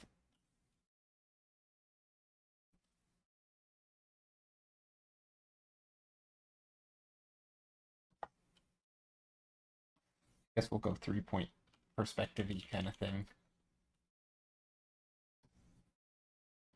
Maybe like a clock tower shrouded in fog. Maybe. Yeah, I'm not sure. I'm just going to do some sketching and figure it out as I go.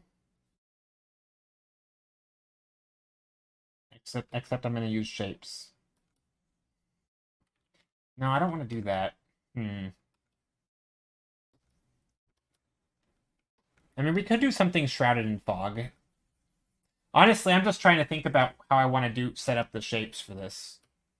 And I'm kind of warm in my apartment. I feel like that's affecting my ability to brain power.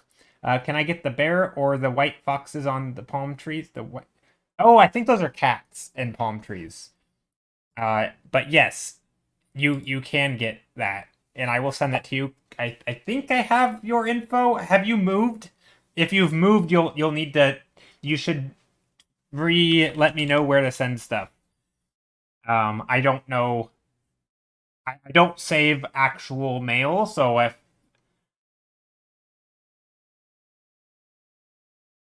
I'll DM you about them. Okay, yeah, because I don't know where to send them. I don't think yeah, I don't save addresses and stuff when people like actually if they ever send me something. So anyway, I don't know. Hey Zozo, how are you? Hello. How's it going, Zozo?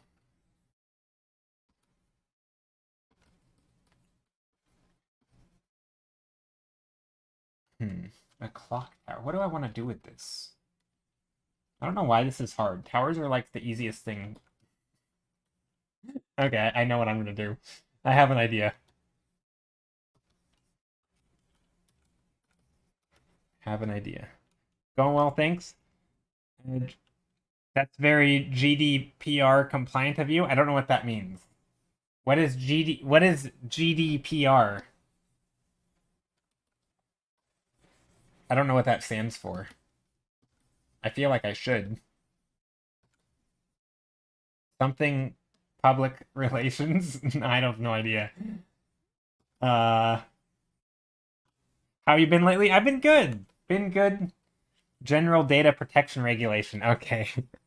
Yeah, that makes sense. Yeah, I don't keep stuff like that. It's just what would I do with it? I don't know. I although technically when people if they do submit through like the Google Docs form, I do technically just leave it in there. But I would never use it. So technically I'm probably breaking that. I don't know. I don't know how that works. Although I think technically you can go in and delete it. You can't see other people's stuff, but I believe you can delete your own entries. I don't know. I actually don't know how that works. I like number three a lot. Number three. Oh, this one? Yeah, number three is fun. We had a prompt of Demon Forge. I didn't know what that meant, so I just drew this. It kind of seemed demony forgy. And this was cat tunnel. So that's a tunnel with cats. Um, this is floating sky pyramid, so I drew a floating pyramid. Very original, I know. Here, let's do some interesting composition, or let's try to.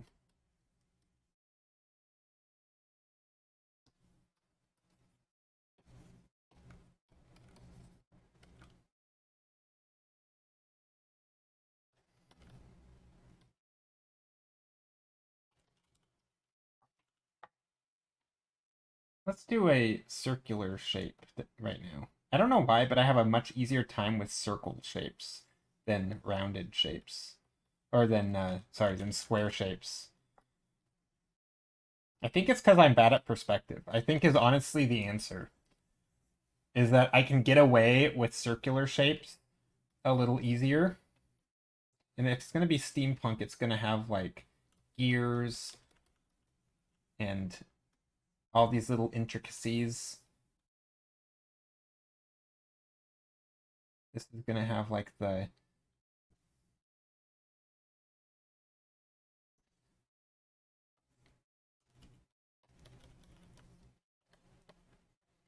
circles feel more organic. Yeah, I think it's that. And also I can get a again, I can just make a circle like this and you can understand that it's a circle that we're looking up at. Whereas I feel like with a square, I have to be like, oh, now I have to worry about perspective. And like I can draw stuff in perspective, but it's a little bit, I feel like if I'm drawing multiple things in squares in perspective and trying to rotate them and do more things with them, suddenly now it's like they all have to be consistent among themselves, right? And I feel like that's a lot harder.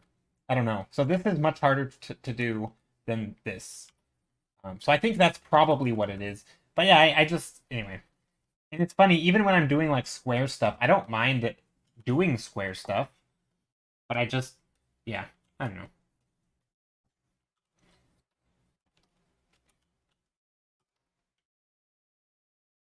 But I also like the end product of square stuff better. I think it looks better in the long run because it has more edges and shapes that you can use to describe things, and it's yeah. So I feel like it's a little bit harder at the start, but it ends up looking better. So it's kind of a whole thing. So anyway, here's something. I don't know what makes it steampunk. Hold on, I gotta Google steampunk. I don't feel like I have a strong enough steampunk visual library. Steampunk. Let me just look at some shapes for like just a lot of intricate pipes and clockwork and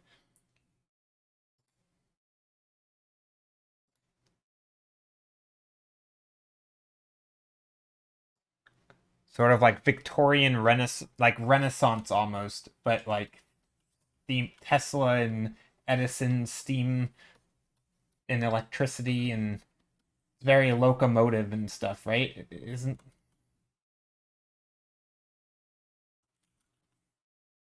so we might have like shapes. Around here.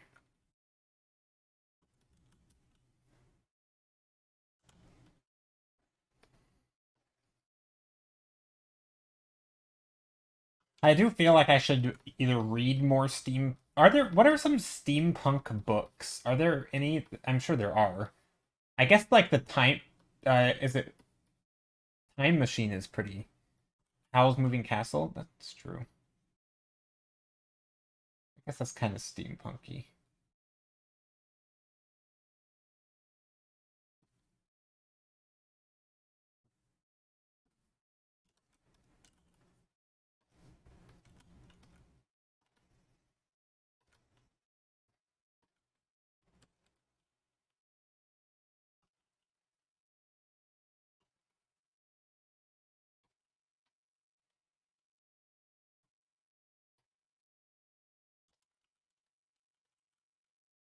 It should probably come down that way so we can see the front of it.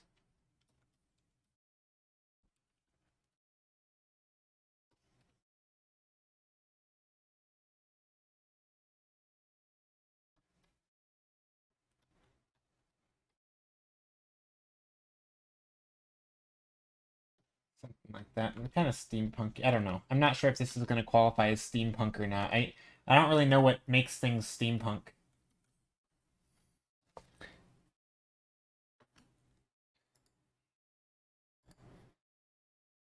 I mean, sometimes I feel like I know steampunk clothing style when I see it. Let me just type in steampunk house.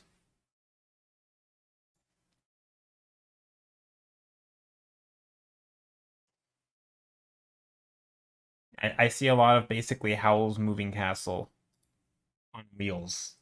I guess they're all on wheels because they're for Renaissance fairs. So they have a bit of Victorian looking things like this where it comes down. Okay, I see. So they have a lot of this certain architecture where you have things like this. You have a lot of shapes that connect inward. You have a lot of like carriage looking window structures.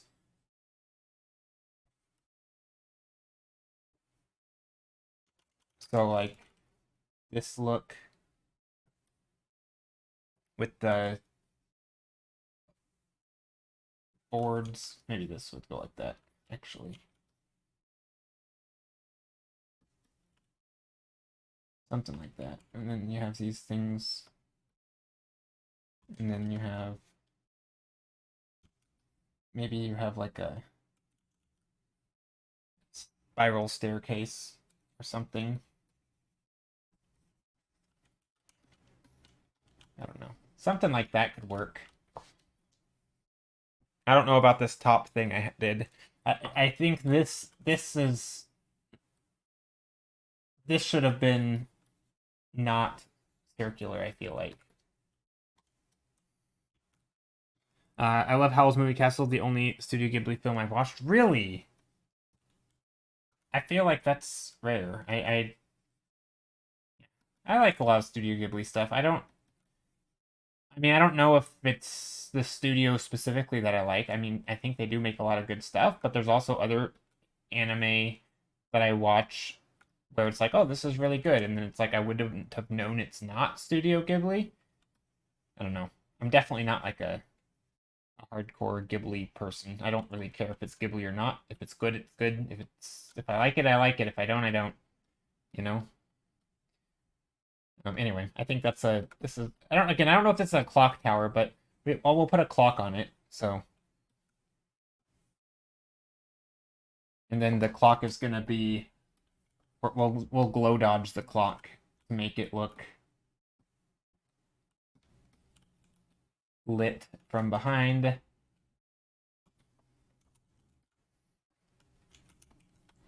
And then we'll go like big fancy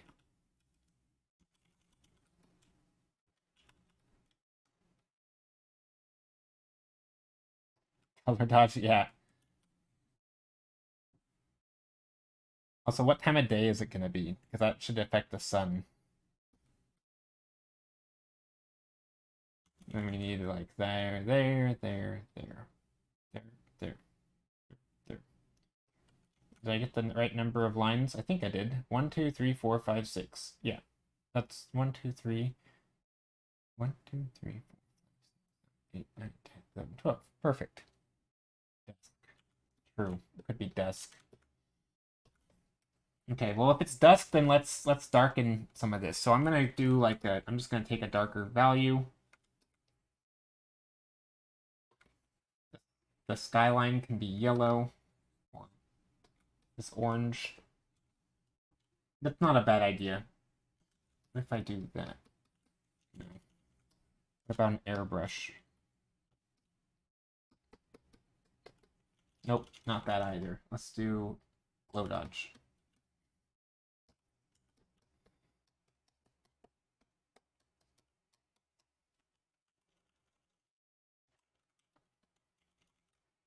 No. Let's do multiply.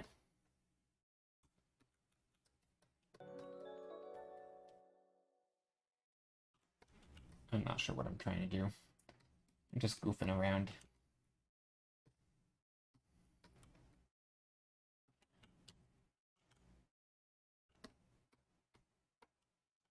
I do feel like we should definitely have some dark shadows in here, though.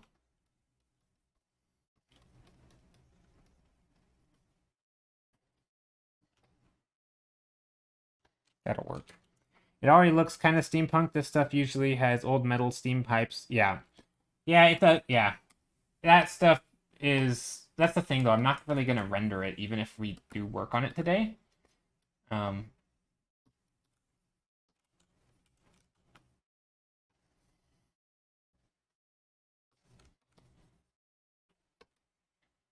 mean, we'll do a little bit, I guess. I'll try to imply some things.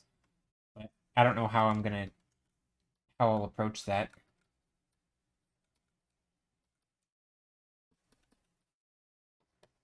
Yeah, it's kind of steampunky. But again, I feel like it has... There's some things in it that...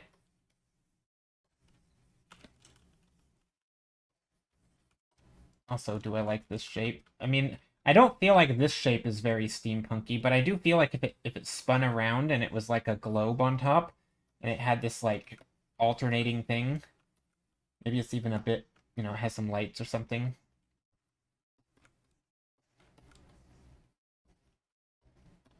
Anyway, I don't know. That's something.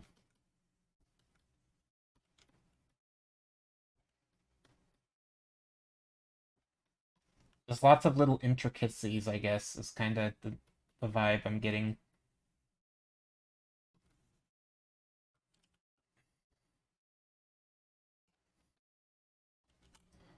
Quite literally steam coming out. I guess steam should be white, not black, but whatever. That's something. Again, color's kind of weird. There's very simple color palette. But I think that works. I just realized I've never been following and I have been lurking for a long time. Oopsie. People said. No worries, not so... Wait, not so fat, Matt. What do you mean? I feel like... Wait, you've been lurking for a long time. Hold on. Wait. I rated you recently, right? You're the one... Are you the person who said you didn't know who I was when I rated you? Is that you? I can't remember who... I think that was you, right? Yeah, like a month ago. Okay, yeah. Yeah, I don't know why, but maybe it's just because I was following you, right? For I don't know, years. Like many years I was following you. I don't know when I or why I followed you. I assume I found you or I think I met you in a mutual friend stream. But I feel like just over the years of seeing you on like my friends list, like knowing that you've been there, just like I've been very familiar with your name, even though I haven't been to your stream. And you took a break from streaming and all that. But I don't know, for some reason your name has always stuck in my head. I think also there's been some other people named Matt who's been really active, and for some reason I might have confused people, like I mixed them up. Anyway, so yeah, that was always a thing. Anyway, 10 minutes. Flowers with a deer. Okay, we can do a flower and a deer. Quick. Also, let's do something different. Oh, I'm gonna change this. I'm just gonna move. I'm gonna merge all my layers. I'm gonna move that downward. Gonna fix this. Gonna add a sky here. Make it a little darker.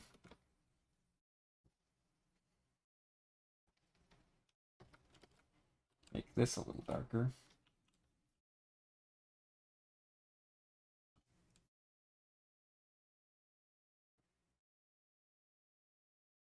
There we go. There, steampunk tower. Completed. Not completed. It's definitely not finished. But anyway, there's that. Okay, now we have a flower plus flower field and deer.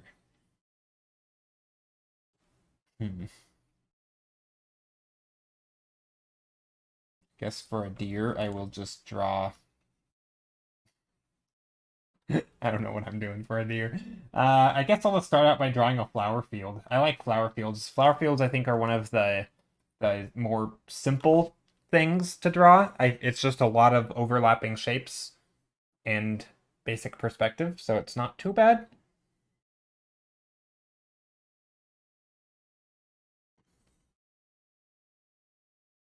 Yeah, I think I really again, I don't know if you recognize the name of this person, but I feel like I know you from Mizuki Chama's stream back in like 2019. I think that's where I first met you. And if you don't know that name, maybe Michael Rivera Art. I feel like those are the only two people where I probably could have met you.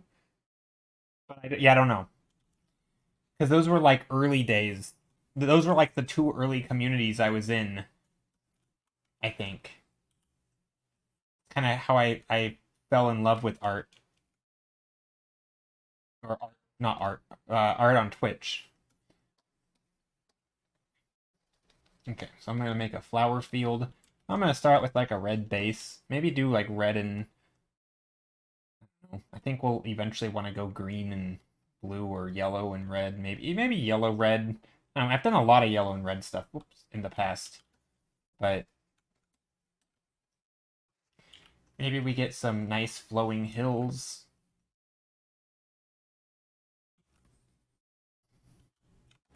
Yeah, I mean, I guess maybe you weren't super active in those communities. But, you know, I mean, I would have never known that, right? Like, it's possible that those communities had a bigger impact on me than you. So, like, I could have run into people in there who just then have forgotten about those streamers when I remember them because it was a big part of my time on Twitch. But yeah, it's hard to know. Okay, so flower field. This is going to be a field. I realize right now it looks very deserty because I would have painted the same if it was going to be a desert. So these are going to be flowers. Let's switch brushes. Let's do some fancy brush like this. Little field.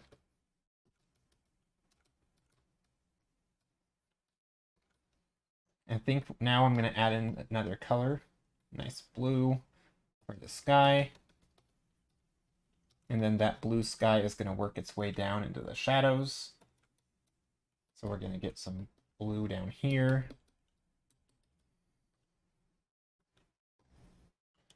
Serious question, does any of you have chicken as pets? I do not. I have had neighbors with chickens as pets. And they always ended up in our yard. Or on our street. And then our cats and dogs would chase them. And then we would get yelled at because the neighbor's chickens got out and our dogs would attack them. Or our cats or whatever. Like, and it's like, seriously? Like, your chickens are in our yard. What do you expect is gonna happen? And it's like, I get it. You'd be angry, but like, keep your chickens in your... Anyway, so that Growing up, that was like a big. We had like neighbors, and we didn't like the neighbors because they always were angry at us because their chickens would get out into our yard, as if that's our problem. Like, your chickens are flying into our yard. Anyway, but yeah, at least that's how I remember it growing up. But I remember there was an old man who lived there. He was actually nice, but I think it was his wife who was like in charge of the chickens, and she was always a bit angry. I think she was always like being angry on his behalf, and it was like good cop, bad cop. And that's what I remember about that. So yeah, no, I don't have any experience with chickens though. There's a field.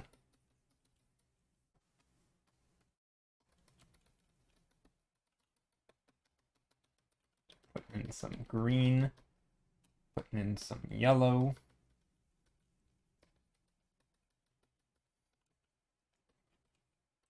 Just kind of putting little dots here and there. Just adding in some light. Okay, so what's going to make this a flower field? Well, probably flowers. But let's first put some shapes back here, some hills. I always enjoyed streaming during those old days, but I had to stop streaming plus art to work. Yeah, that's fair. That is fair. I mean, that's normal. That's just life. Like, you... Yeah. That's the responsible thing to do, to be honest. But at the same time, I've always kind of prioritized sort of enjoyment of certain things. Like there's certain things that if I like them enough, I'm gonna make sure I make time for them. And streaming ended up being one of those where I don't really let work come in front of streaming. Like I'm obviously not gonna be streaming so much that I can't ever work or anything. Like I have to, be able to pay rent and stuff and get food. But like outside of that, I streaming is kind of a priority. And like once I've set my schedule, even if work has sudden changes, it's like, okay, I'll find a solution that doesn't involve constantly disrupting stream, right? I think there's this tendency to want to keep pushing aside your own personal stuff for time for the sake of your work, and I think streaming is one of those areas in my life that I've very much drawn the line. I'm like, this is my streaming schedule, and I'll make sure work comes around it. So, but yeah, I realize not everybody does that. Okay, I'm going to do an overlay with a green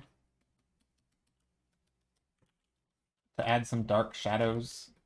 This is going to be a flower field. And there's going to be a deer in it. Let's see the prompt. Maybe we'll do like a color dodge or something. That's very bright.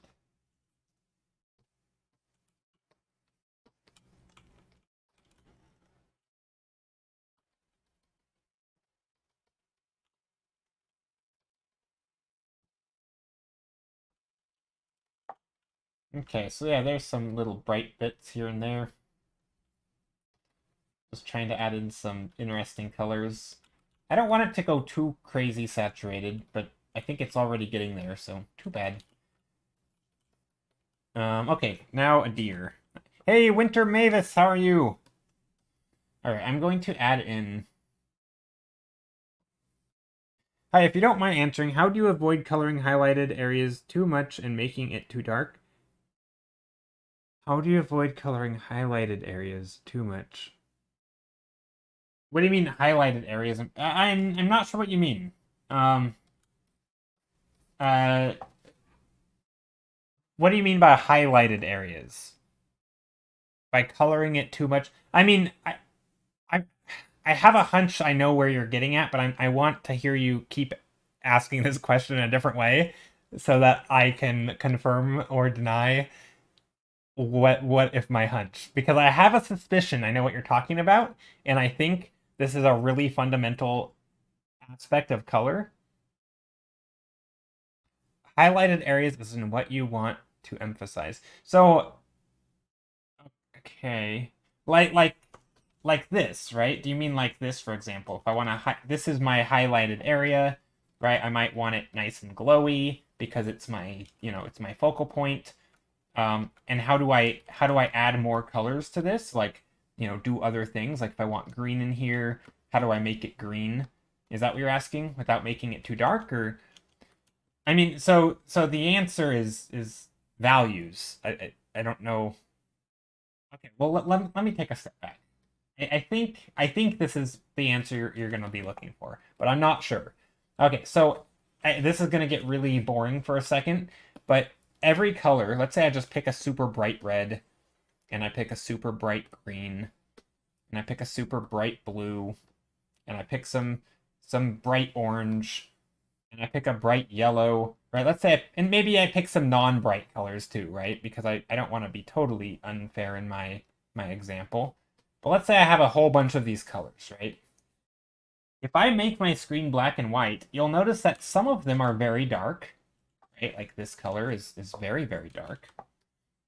And this color is pretty dark. But then some of them are very light, like that color is very light, right? And these colors are like the same color as the background, right? And notice that these colors are, you couldn't tell me which color is which. Now I know that this is a blue, right? I think. And I think this is a red, but I can't be sure. But I'm pretty sure this is blue because it's so dark. So if I turn this off, one of the aspects of color is value, right? That's how dark or light a color is. Now you can, if I go back to this here, let me switch my screen. If I go back to grayscale, I can pick a blue and lighten that blue. This color is now also blue, right? It's just a light blue, right? It's literally a light blue. Now it's not the same as like a dark blue. It's clearly a different thing, right? But there's lots of variations of blue. Some of them are darker, some of them are lighter, right? Some of them are more gray.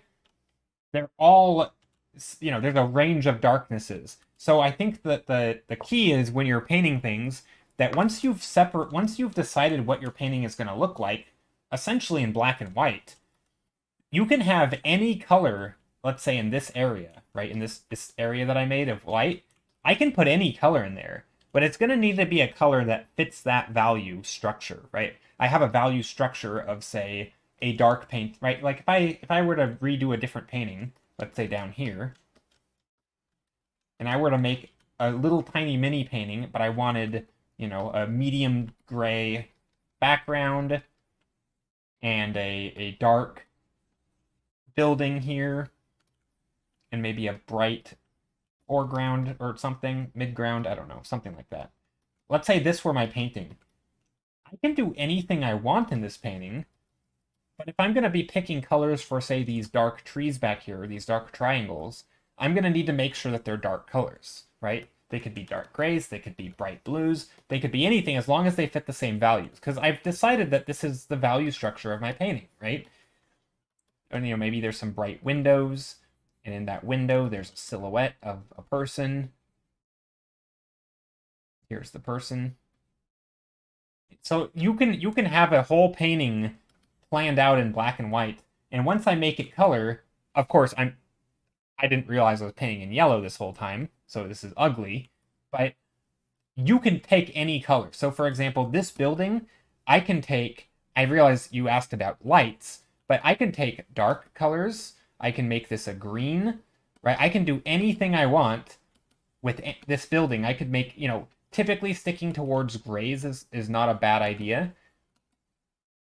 But I can make this green, right? I could make this pink or purple. Like I can do anything I want with these colors because they're going to fit that structure of values that I've already picked, right? Mostly. It doesn't have to be perfect. And to do that, I'm just sliding the hue and I'm not adjusting the value at all, right? I'm trying to maintain the values. And so if I want to paint something bright, I can pick any color. I can pick yellows. I could pick greens. Right? And because they're all just as bright, right? You can't really tell where one color ends and the other color, maybe I want a little bit brighter around them, like a halo or something, I can go to any color I want, and as long as I'm making it bright enough, and that way my painting's not being ruined, right? I'm not saying I want a yellow, so I'm not coming over here and picking a yellow and saying, let's paint yellow over here. No, no, no, no. That's going to make it, that's destroying my values, right? So as long as I maintain my values and keep my value structure the same, my painting's going to look normal, right? Like, this is why blending modes are really strong. Things like overlay and color dodge and these things, because oftentimes they can maintain values. So for example, if I wanted this to be yellow, I can make that yellow. I'm now coloring my light source, and nothing is changing because I'm using a blending mode that's maintaining the value, right? So you're saying they could be brown, they could be blue, they could be violet sky, they could be purple, they could be purple, they could be anything you like. Exactly. Yes, that is exactly what I'm saying, Nick. Stereo Nix. I don't know why I just said your name like that. But yeah, so you can change the color of stuff. Overlay is a great way to do it. But this is why when people say value is the most important thing in painting, that's kind of oftentimes what they're talking about. It's not really about the color. It's about the contrast of light and dark, right? You want to make sure your objects can read well, so you need to have enough contrast, right? If you have this clock tower, this clock tower with a bright spot, the goal is to maintain that bright spot, because the second I take a dark color, it's no longer gonna read as a bright spot, right? Like I've ruined the value structure. The value structure used to be light against dark, and now it's just dark, right? There's no contrast. So color contrast is not that important, but value contrast is super important. Because value contrast is what makes things look light and dark, right? So if I'm shining light, it's bright. I could be a pink light, it could be a red light, it could be yellow or blue. But yeah, if I'm shining a light, it's going to brighten the thing, right? Typically. And that's what makes something look like a light versus look like a shadow, typically, is the brightness of it. So that's why a lot of people advise to start in grayscale and to block out your value structure, because if the painting is going to read in black and white, then you can be pretty sure it's going to read in color. But just making something, this is why also when people say, here, let me do another painting. So this is a good example. Here, let me simplify this painting. So if I were to make another painting over here, and so let me do two paintings. Let me do a very simple painting. I'm going to do a painting with a hill, a foreground, and a sky. So if I make this painting, and I make the sky like this,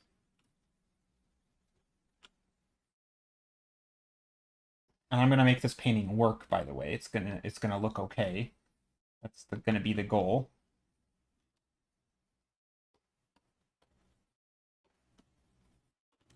Actually, let's make that a little darker. Let's make this a lot darker. Okay, what? Green sky, blue. See, okay, so now if I make this into, this is like an overcast scene, right? This makes it look like, yeah, I mean, it's overcast, right? It looks like an ugly gray sky, kind of. Maybe we'll make the top a little darker or something. Anyway, so yeah, so we have this scene, right? We have our forest or trees or whatever. So this is why I focus on values, right? I'm going to make my painting black and white. You can still see it, right? It still looks like a scene. You can tell pretty much what it is without even me telling you what it is, right? But if I change this and I say, I want green, this is why when people do colors, oftentimes they're like, I want green grass, right? So they pick a green. And you're going to realize how silly this is, right? But, green grass. I want blue sky.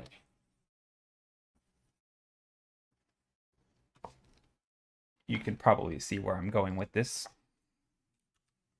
And they're like, okay, and this is also green grass. But maybe I know enough to know that this needs to be a different color of green, right? So maybe I make it like this, right? So if you know that, like, I'm not, so that the key isn't just to pick the color. The color is irrelevant. What's important is the values, right? So if I, and here, and just to be fair, I don't want to give a totally terrible example. Let's make the grass here and here and here, right? If I come back here and make this grayscale again, this is not really clear. Like there isn't values, like, I mean, actually these aren't terrible, but like you might have these shapes blend into each other. Just because one's blue and one is green, they're almost the same color, right? They're almost the same value. They're the same lightness and darkness. There's no contrast, right? And in fact, obviously this example isn't that bad, but it could get really bad. Sometimes everything is the exact same value and there's just no contrast. So what you want to do, you want to separate. Like, it's fine to have bright color. And don't confuse me for saying it's bad to have bright colors.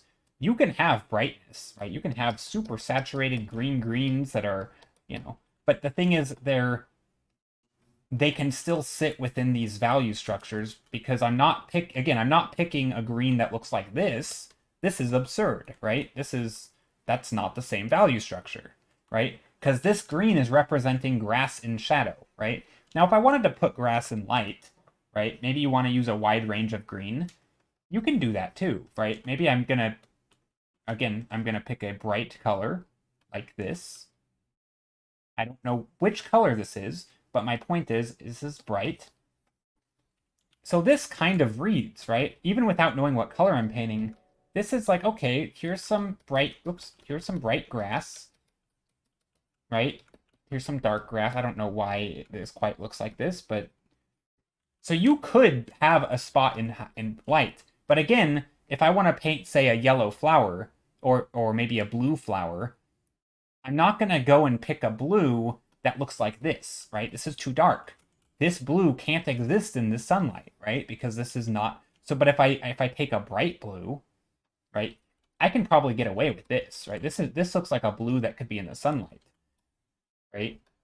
And maybe there's a blue in the shadow back here that's a lot darker. And again, this blue sits comfortably in this value structure. This blue sits comfortably in the light value structure because it's in light, right? And so if I want to paint with this blue, I can put some of these blues back here in shadow, but once they're in light, they're going to be a different color.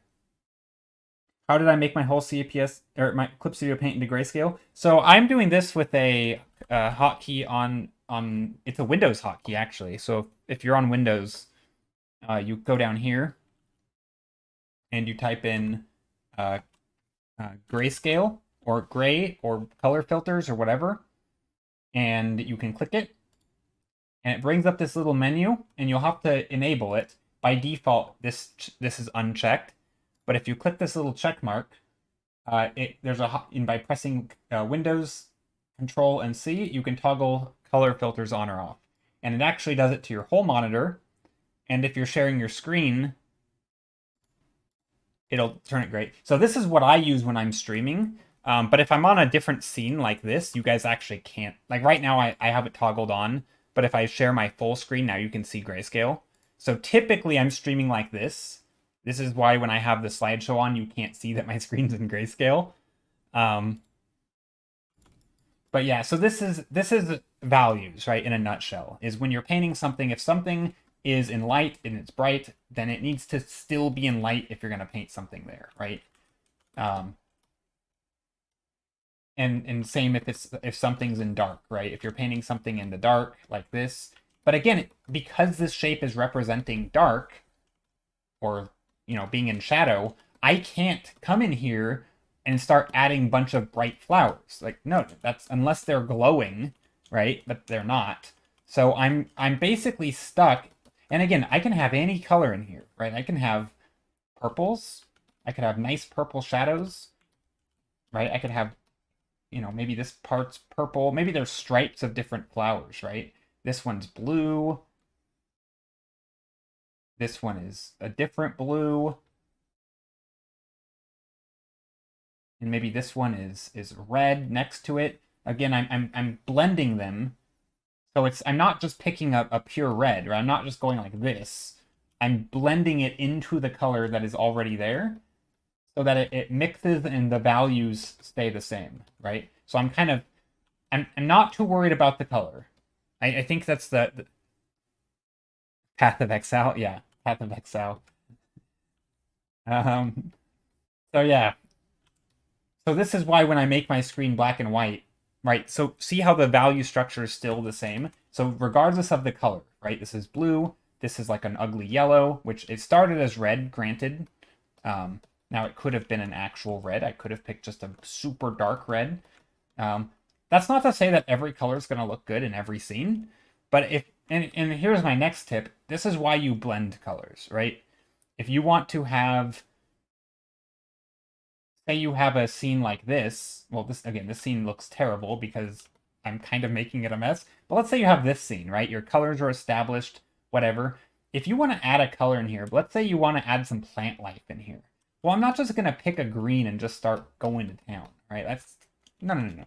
But I can take the same green and lightly mix it with the colors that I already have, right? Because I already have a light source established. So now, just by color mixing, I have a new color. This color is a little bit more appropriate than that last, right? I had this green to start out with, right? I color mixed, and I ended up with something new. Same thing. If I want to take that same green and put it in the shadows, I'm just very, very lightly mixing it. Because by mixing it, the color is changing, right? So now it's not even green anymore, but it looks green, right? In context of my image, like this looks like a green in the foreground. It looks like a green in the shadow that's, being affected by all this red stuff. And that's exactly what it is, right? That's why it's yellow. But I didn't say, oh, I need a yellow here. I need a green here. Let me pick yellow. Like, I'm not that good, right? Maybe if I were a super pro oil painter, I could do that. But no, what I'm doing is I'm mixing my colors together. I started only with this green. This is the only green I ever picked. But by mixing it with other stuff, right? So maybe this is a green thing back here. Again, notice my cursor is still on green. I'm not pushing hard, right? I'm not doing that. Just lightly painting on top. And then I can color pick these new colors and I can press hard again, right? So I can take these new colors like that. So this green result, so yeah, again, if you want to paint something green, you're not picking the color green like you can, but you're blending it into the values that existed before, right? So if I go back a layer, notice how this painting and this painting almost look the same. Like there's really not much difference between these two. I mean, there's a little bit of over here confusion, but pretty much these look the same, despite them having totally different colors. So yeah, that's kind of the secret, if you will, of colors. It's not about the color, it's about the value. It's about mixing with other colors around it. Um, and yeah, it's a hard. I think it's a different way of thinking, and it's kind of confusing for a lot of people. But yeah, that's so you secretly changed the. No, I mean I don't make it a secret, but there will be sometimes. So like for example, even when I was doing my example here, sometimes I will if I know if I'm trying to make a point that this color and this color might be the same value, I might switch to grayscale for my example to make sure that I actually get them to be the same value, just so I can make a point of these two colors are the same, right? Because I can check them. I have the ability to make sure they're the same by turning it to grayscale. But most of the time, I don't. I just check it for composition. If my image is confusing, sometimes if I'm painting something, I can get a little carried away and I start having like, light shapes down here and dark shapes up here. And it just, the painting starts to become incomprehensible. And sometimes quickly checking values will be like, oh yes, this does not make sense. And then I'd be like, okay, well, these need to be dark. This needs to be lighter. This needs to be darker. So yeah, sometimes I'll do that. Because ultimately, once you have a nice color palette, let's say this, not that this is nice, but just pretend it is. Once you've decided your color palette, you can just switch to grayscale and start detailing. You do not need colors after this. You already have your colors, right? So I can now just start painting whatever I want as long as I color pick stuff that's near it, right? If I want to make a cloud right here, I can just take this color. I don't know what color this is, but I can just take that color and move it up here. It's going to look okay. Yeah, values are like 90% of the problem anytime you have a painting that doesn't read very well or doesn't look right and you think your colors are off. It's almost always your values. Very rarely is somebody like, hey, I need help with colors, and the answer isn't values. Like, it's almost always values. And it's crazy once you realize this because it is very counterintuitive, right? It's like, my colors are wrong. What's help me? It's like, no, your colors aren't wrong. I mean, I think that going from like most common problem to least common problem. Well, no, I mean it's again, you could argue it's skill with values and color, right? I mean, 90% of skill with color is values. And then like well, no, I don't know. If I had to make up a percentage, I'm literally talking out of my butt right now, but like if I had to make up something, I would say like 75% is values. 15% is color temperature. Oh, whoops, put temp. Like 5% is actual hue of so the color of the color. And then I don't know. No, these can't be right. I'm just kind of again, I'm just making this up. But like this is kind of the breakdown, right? Like worrying about the color is not important. And then, 5% maybe yeah, 100% reason to remember the name. Um and then maybe the last five. No, well, hold on. I'm trying to think. There's a problem with the scale that I'm making up because I would argue there is a no, I guess you could say like color harmony, which is more like color theory, what people think of when they think of color. So like color harmony, maybe hue and 5% harmony. I don't know. I don't even know if that's how I want to word that. But I don't know what that. Anyway, I'm probably blanking on something that's like actually a big portion. But my point is, whatever it is, values is like the upper 50%, right? It might not be 75. I'm literally just making this up. Don't take it too seriously. But I think the idea behind it stands, right? The idea that the painting's gonna need to look the painting is probably gonna be able to read well in black and white, which makes values important. And then you get into like, you know, this color's a little too blue. I don't think that's good. Like that's like not a big issue, right? It's kind of an issue, but it's like that. It's like a 5%er issue, right? It's not big enough to worry about. So yeah, I think that's kind of how I think about colors and stuff. Um, yeah, yeah, there's probably again there could be something that I'm totally blanking on in the spur of the moment. I think color temperature, if we're talking about actual colors, typically is pretty nice. Um, well, this whole thing is why a lot of people, yeah, I mean, even people who paint in colors, like I was pointing out with me, I'll oftentimes flip my painting to black and white when I'm actually painting, right? If I'm trying to do composition stuff, if I'm trying to figure out, putting a cloud behind here, I'm going to make sure I'm painting in black and white because if I pick a cloud color that isn't, maybe I want a pink cloud or something, right? And I start picking a pink cloud. The problem is you can't see this cloud, right? You literally cannot see this cloud. It doesn't matter if it's contrasting color. Now it's fine to have stuff like that sometimes, but if I actually wanted this cloud to be important, I would need to find a way to add some contrast, right? So maybe I'd take a bright value and I would highlight it, right? That way now you can actually see this cloud, right? Because I've added some highlights. But the actual pink is like it's not. It doesn't matter if it's pink or yellow or blue. Like it almost if I zoom out or if you squint your eyes at all or I turn it to black and white, you can't even see it. So anyway. Still, it's bedtime for me. All right, see ya, Cassini. Thank you so much for being here. Okay, anyway, let's vote for these, for one of these.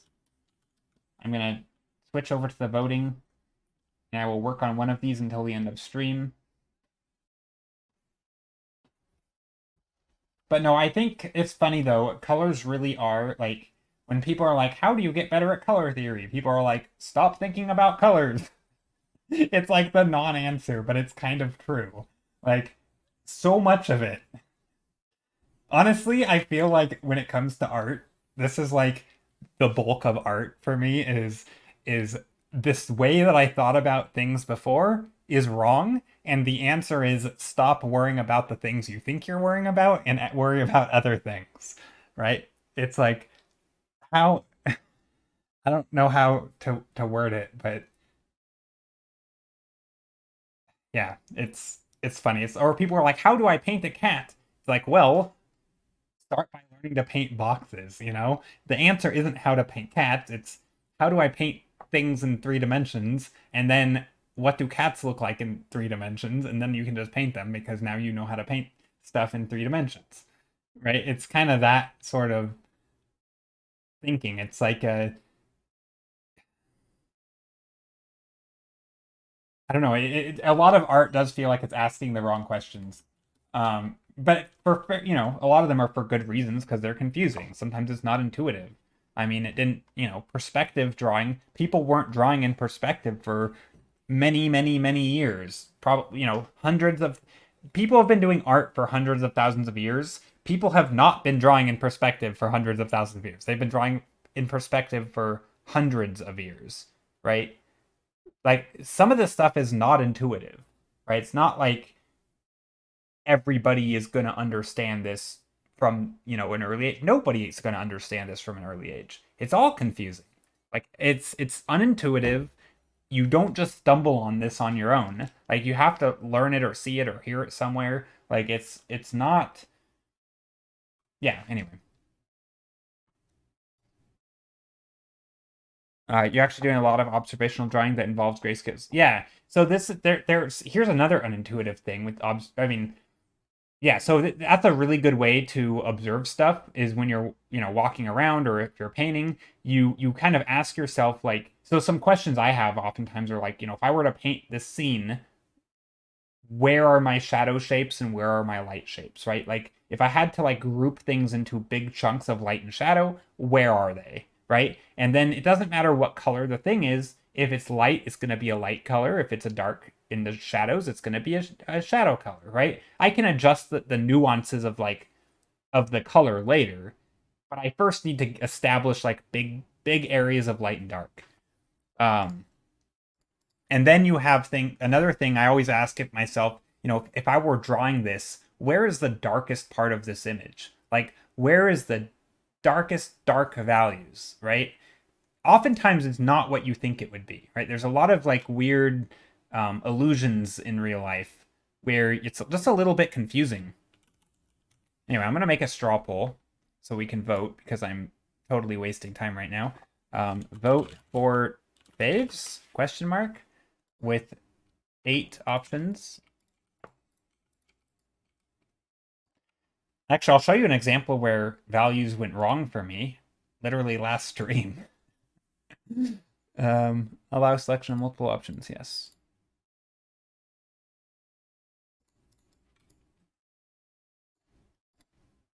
Okay, I hope this works. Does this work? Let's see. Try to vote if you would. It's going to be pinned to the top. If it doesn't work, I apologize. We're going to go 7 minutes. Nice uneven time for voting.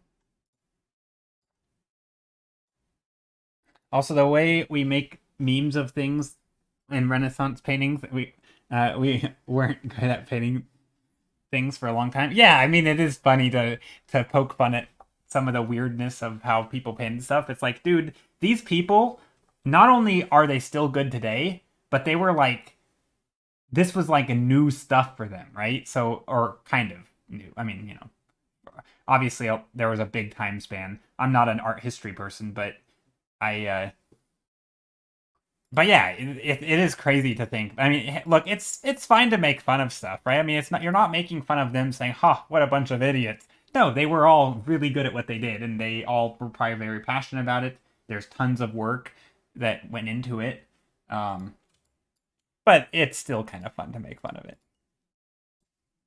Straw poll looks so different now. I have not used it in forever. So there's actually two versions of straw poll. There's strawpoll.me and strawpoll.com. Actually, I think ME for many, many years was like the real one. And I'm using real in air quotes. I know pro streamer move right here. Um, but then it suddenly stopped working very well for me. And so I've switched over to strawpoll.com, which does not automatically integrate with Twitch. Strawpoll.me actually integrates with Twitch. So if I post it in chat, it will put it up at the top automatically and you can see a drop down menu. But that doesn't it doesn't happen, so I have to manually pin it. So yeah, this one's not as nice. It's not as official, but it's not bad. Anyway, I'm gonna vote for um gosh, I don't know. I mean, Clock Tower's fun, I guess. I like the cats. Cats are fun. And number 3 is kind of cool. Little forge. Number 8's not bad. I'll vote for those. 3, 4, 6, and 8. 4, 6, 3, and 2. Interesting. Okay, so 4 and 6 make sense. But yeah, there is a lot of like, what do you call it? I guess misnomers or confusion around a lot of things in art. And honestly, I think that's one of the things that I've always been drawn to. I've always been very much like a puzzler, kind of. I've always enjoyed puzzles as a kid, like little logic puzzles or like those little, what do you call them?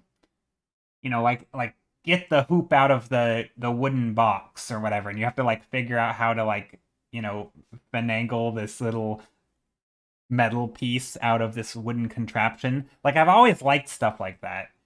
Um and honestly art feels a lot like that sometimes where there's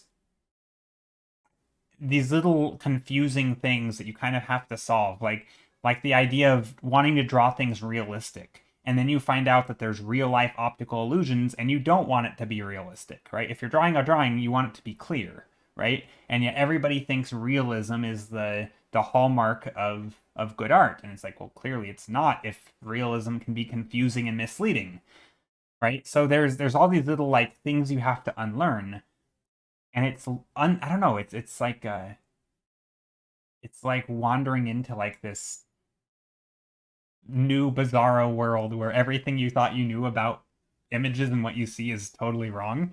And I love it. It's honestly everything from color theory to just illusions with value or light or color. And there's literally optical illusions with every aspect of vision. And it's great. And yeah, anyway, we are currently voting though. Currently number 4 and 6 are tied. So 6 is a like a steampunky clock tower. The Riddler. Funny enough, I don't.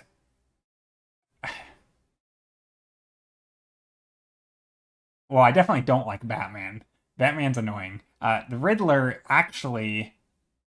I always did like the Riddler. I like. I don't know much about the Riddler, but the Riddler was definitely one of my favorite characters. I've always liked characters who have like a mysterious sort of tricky intellectual side to them. Although the Riddler seemed kind of silly and I don't know. I don't know how I feel about him. He just seemed evil for evil's sake. But I don't know much about the backstory there. But I've always been drawn to that a little bit.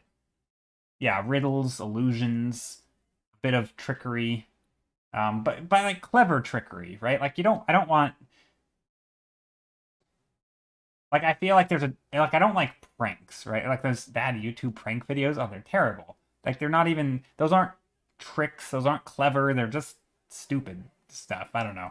So yeah, I don't like those. But yeah, I like puzzles, that kind of thing. And art very much is kind of a puzzle, right? You start with these, an infinite number of solutions with every painting, and as you go, your options get fewer and fewer until at the very end it's like one final piece, right? There's only one thing that could fit, and it solves itself. It's just like boom, done. And oftentimes, for me, it's perspective. Perspective is the first thing you put down, but it helps dictate the rest of your painting. Once you establish a color scheme, that starts to dictate the rest of your painting. Once you figure out a composition, that starts to dictate the rest of your painting, right? Now, if you have colors and perspective and composition and subject matter, right? Maybe it's a human. Now you're constrained by anatomy and the pose and like, and at a certain point, it's like, well, now there's only one way it can look, right? Because I've picked my colors, I've picked my lighting, I've picked my all that stuff. Um, so yeah. Anyway, that's why I like art. We have 37 seconds left. Number 6 is winning. Number 6 is the clock tower. Number 4 is right behind it, which is a cat tunnel. All right, I voted, and now I have to walk the dog. Looking forward to see what you made of it later. Thanks. Yep, I will be working on this for another hour and a half, at least.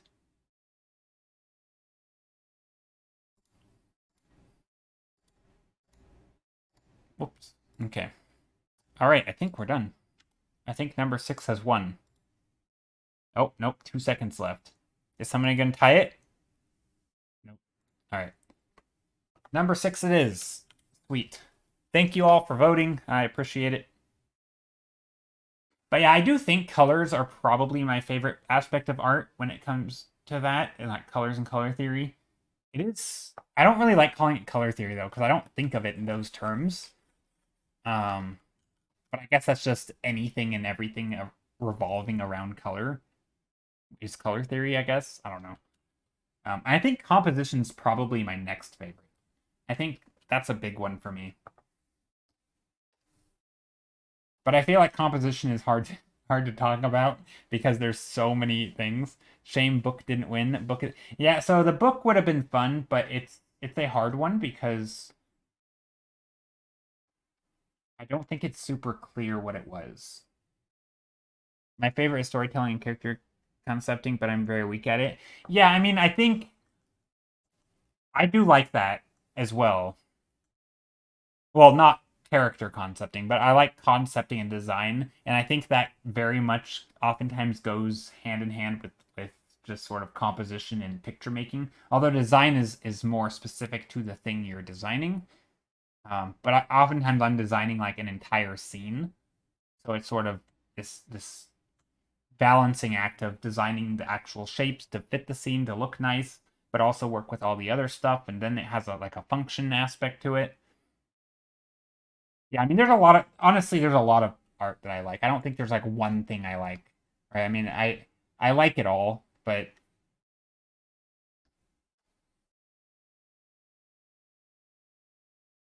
yeah, I definitely like the more broad topics. The things like the honestly the fundamental. I mean, I feel like those really are the things that I enjoy the most because it's sort of that's like it's like science, right? I mean, to me, if you were to compare art to science, right? I'm not I'm more on the to make an analogy, I would be more like a person who just loves the discovery and kind of wouldn't care the field I'm in. Whereas some people are like, I really like space and I want to, study, I don't know, astrophysics or something, right? Or I really love, maybe I'm going to do astronomy, right? Because I really love that kind of thing. I don't really care when it comes to art. And now I obviously do environments, but it's more like I like the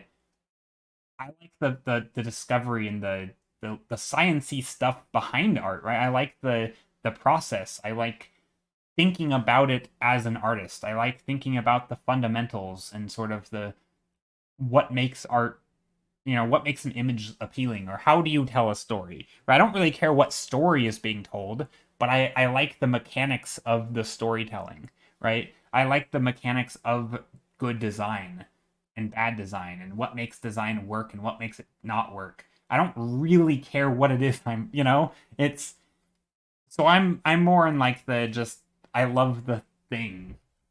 I don't know. That's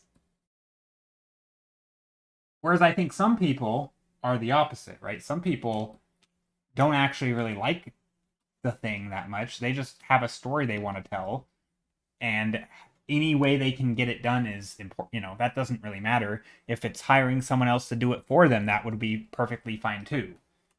And I think that's perfectly reasonable, right? I mean, I don't think everybody needs to love the thing, I don't know. I mean, it's funny though, I say all that, and it's not, I actually don't love painting itself as much. I like the knowledge around it. To me, it's almost academic, which is oddly enough, I have no formal academic art training. So, but yeah, I guess I think of it that way more. I mean, again, it's kind of an analogy. It's not perfectly concrete, but I love making the things. I really love it when you made a good illustration and people print it for themselves. Yeah, that's fair. I mean, yeah, that's a little different than me, I think. I mean, I do like making the things, but I kind of don't care too much about the outcome. And again, I think this is sort of why I would compare it to science, where it's not about gizzy. Oh crap! Did I just disconnect? No. Chat refreshed and spooked me.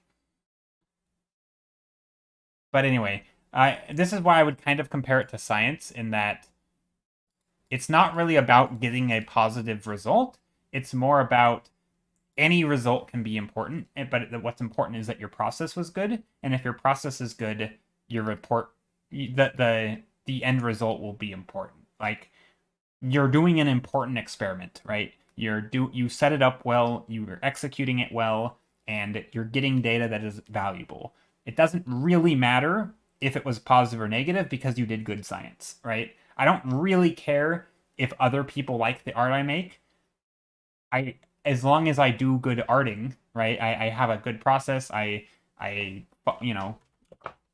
like there's a certain amount of like if I do the right steps, the result is probably going to be good because that follows, right? It's like I don't know. I sadly struggle with the enjoying the process. Yeah, I mean, I think the actual like act of putting paint on a canvas is actually one of the reasons why I don't like traditional painting. I don't find it as fun. It's a in some ways it feels like maybe I like too much instant gratification or something. Anyway, let's find some steampunk references real quick. Steampunk images. And then I'm going to open up a Pure Ref. Also, if you guys don't know, Pure Ref, not sponsored by the way, but totally free program. It looks like this. It's you open it up and it's just a little thing. You can, it has like a canvas layer, and you can drag images into it. So maybe, for example, there's like these people look pretty steampunky, and maybe maybe there's some, I don't know what, maybe this kind of thing. Again, kind of Victorian dress, leather, little intricate locks and stuff. So anyway, while you paint, it stays on top, right? So you could put it right next to your thing. If you're doing character drawing, you could just put it right there, and you could be like, I'm going to draw this character, and then you draw him, and here's the silhouette or whatever, right? So you could do like, anyway, if you don't use this, totally good program. You should use it. That's all. That's my sales pitch. If anybody wants to hire me to pitch stuff for them, they should totally do that. Just kidding. No, but I am looking for some steampunk stuff. Let's do steampunk house. I think that gave some good results for architectural styles.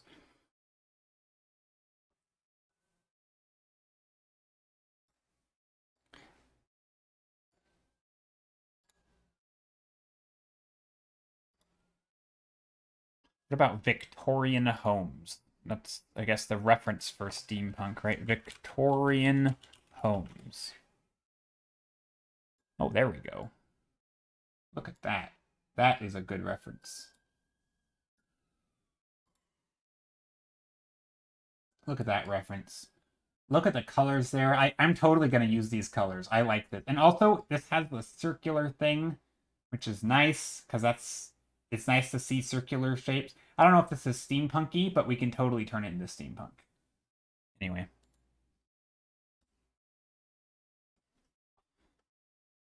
You sadly struggle to enjoy the process, and I need to change that mindset to an extent because it does hinder me. I mean, I don't know if that's true, though. I don't know if you have to change it because I think you can. I mean, I kind of relate to that quite a bit, actually. I don't like, so for example, when I started painting, I didn't love painting. In fact, I would kind of not paint because I didn't really enjoy it. Maybe I didn't enjoy not being, great at it. Obviously, when you're not as good at something, it's harder. So that was probably a bit of it for me. But but what I enjoyed was learning about painting, right? I enjoyed learning about the mechanics of painting, essentially, like what makes things work. I was learning about composition and values and all the good stuff. I mean, that was far more enjoyable to me than actually painting. But over time, it did switch because the only way I could continue to really learn about certain aspects of painting was to actually do it.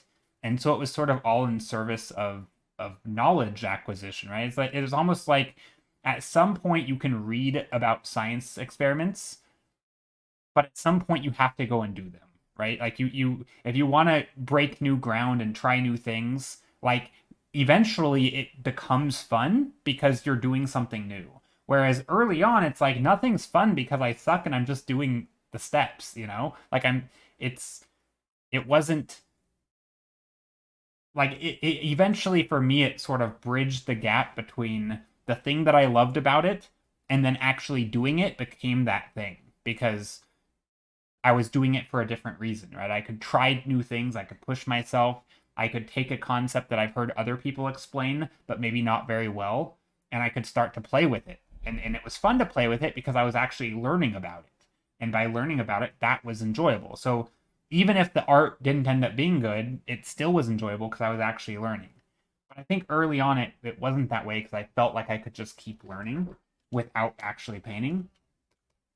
But there is so I think that for me is probably where I don't know. It's really hard to think back in my art time and know why I do what I do or don't do because brains are weird and it's hard to guess. But I think that's probably why I enjoy painting now much more than I did. Also, I'm just better at it.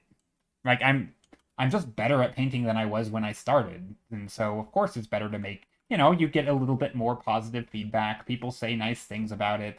But that's all like surface level stuff. Like that's not that important. But it's a factor. It's a tiny factor. And yeah, so I don't know. I think some of that stuff, but I think the main thing honestly is the shift from me learning to me having to do it because doing it is a critical part of learning. Like as much as I would like to just purely be academic and never actually paint in my life and only study, like you can't. You have to paint. Good, even if you wanted to just teach, right? You couldn't teach perspective without doing basic perspective. Like you have to be able to draw a little. So I think a little bit of it is that.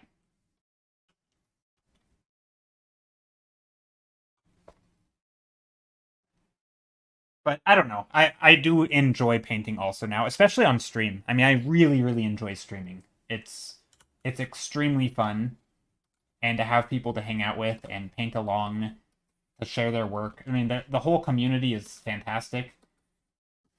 Great. So yeah, there's that. Anyway, I am trying to work on this thing. Let's change some colors. So remember what I was talking about colors. Let's let's do some color design. So I'm going to take like a red because I think red and this blue would look nice. And I'm gonna make like red panels. So I'm gonna pick a red. I think I want the red to be the dark color. So I'm gonna take like a dark red. And I'm just gonna try, I don't know, like maybe this wall is red. Maybe there's red panels like this. No, I'm gonna use a different brush. Hold on, I have an idea. I'm gonna use this brush, my baked apple custard brush. because it's a little more square. And I'm trying to maintain the same values.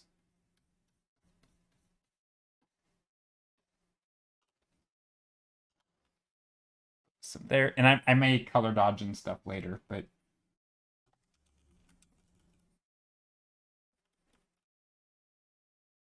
and then here, and I will come in here in a second.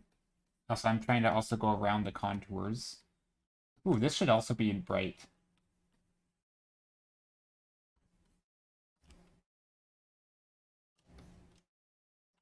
Okay, let's see. Since you paint a lot of fantasy, do you get any inspiration from playing video games? Yeah, I do. Um, my video game story, I guess you could call it, is kind of weird in that I don't really play a lot of different games. I'm much more of the play one game and get really, really good at it kind of thing. And so I have like 5 games that I really have been addicted to over the years, and I've kind of played thousands of hours in each of them. And I feel like I tend to just sort of dive in deep into the mechanics of the game. So I'm not super well versed in lots of games, which is funny because we were just watching a Fang Zhu video yesterday on Sunday for as like a we always try to watch like some educational stuff on Sundays in my Discord. And yesterday was a Fang Zhu video about visual libraries. And he listed like a things of to dos and to don'ts. Basically, his to do list was like read fiction or read books, right? Anything where you're being introduced to new things, new ideas, and you have to visualize them. So read a lot was one of his things. Watch movies, um, play video games, but he was more like or sorry, not play video games. He said like watch video games, right? Because you don't want to get addicted to them. You just want to uh, you want to experience new stuff, right? But you also history, museums, those are big ones for him because you're exposed to a lot of ideas and things that can work their way into your paintings. But basically, he was saying, video games are a double-edged sword because you can also just spend a lot of time playing them and it doesn't necessarily make your art any better because there isn't anything new to pick up. You're just addicted to the gameplay, which is kind of true for me. Like I don't really play a lot of different games, honestly, and I kind of just stick to the ones I know, which is not great in as it relates to art.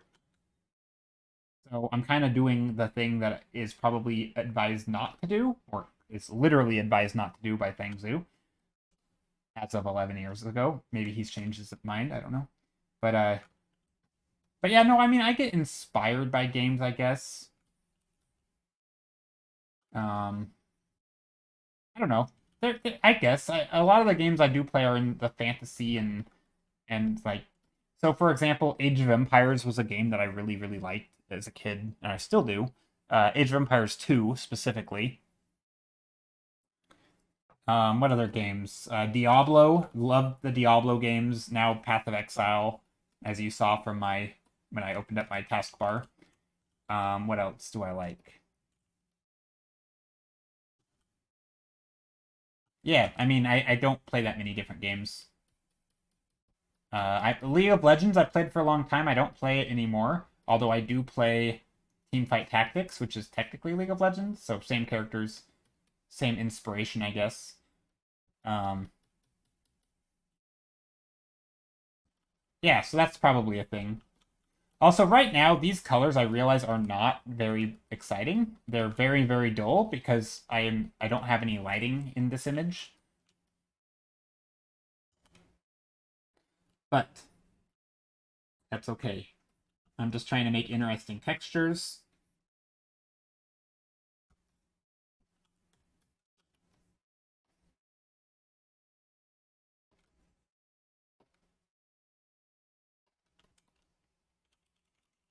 Go. Something like that. Also, I don't know what this shape is.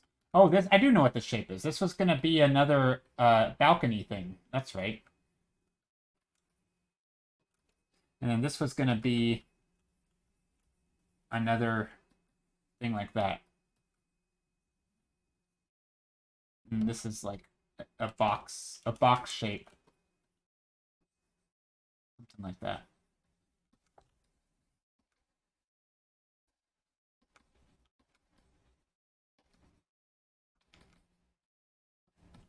There we go.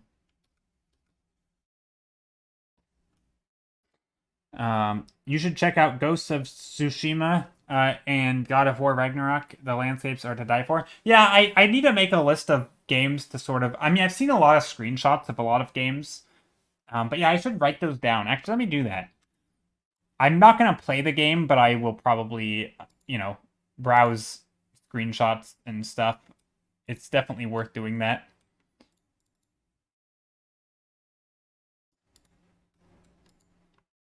I had an old Discord message I had typed out here. There we go. I've saved that.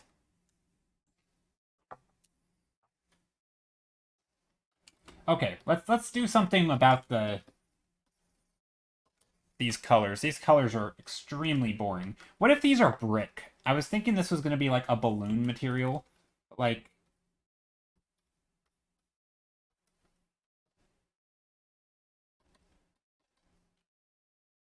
it could be like yellow brick.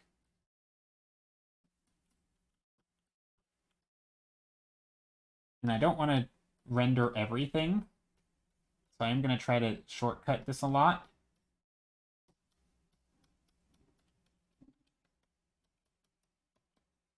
But I just want to... I do feel like this is going to be part of the interest to it, though, is this spot up here.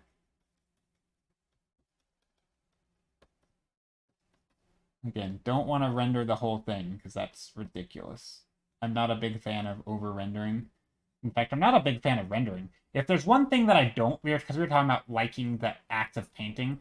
If there's one thing I don't like about painting, it is rendering. And sometimes I can if I'm, in a voice chat with someone and we're just working alongside each other. It's actually quite nice. But if it gets off topic or something, it's hard. I do like to just kind of sit there and... I don't know. Rendering's hard. I have to really be in the right mindset for it. Otherwise, I'm just gonna find something else to do.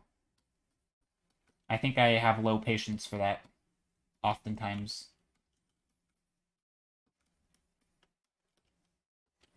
Anyway, so there's that.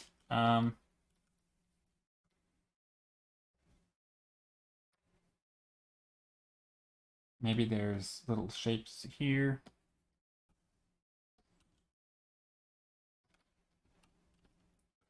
Maybe there's little things up here that come up. A lot of steampunk has just a lot of unnecessary little intricacies, which, whatever.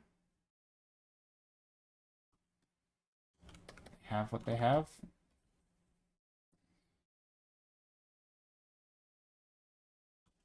Yeah.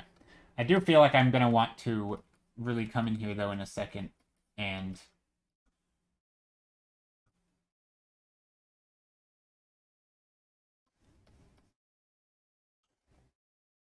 and add some brighter lights, because right now the colors are extremely uninteresting. So maybe we want to do like a side light or something, or a backlight.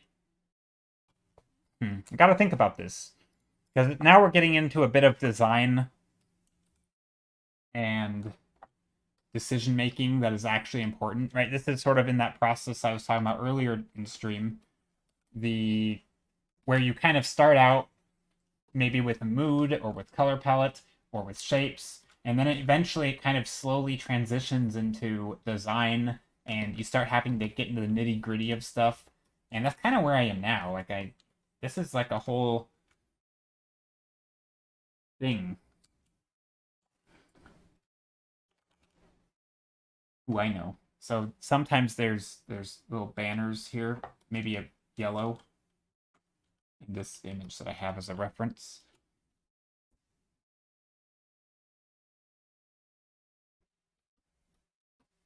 I guess I'll just go like this, straight up and down.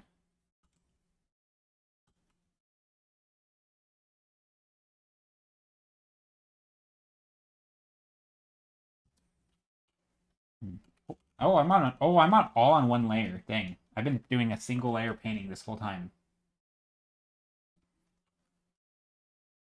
Okay, let me save real quick. Ooh, I've also haven't saved. Okay.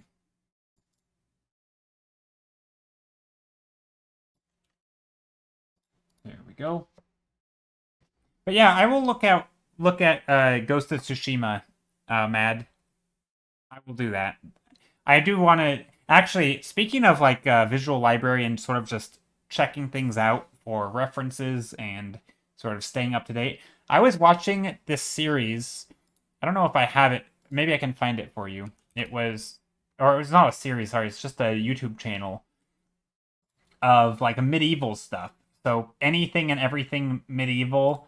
The video specifically that I found was a guy. I don't know how I'm gonna find him. I don't know what it was.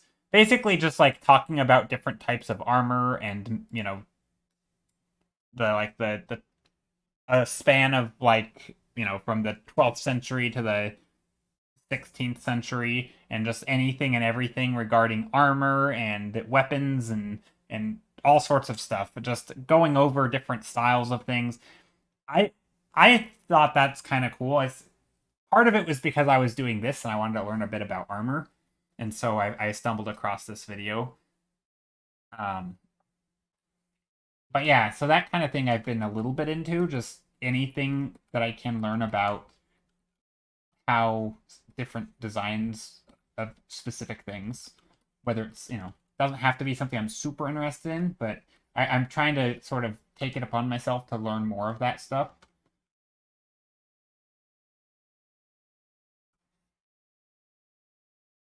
Because I think it's important.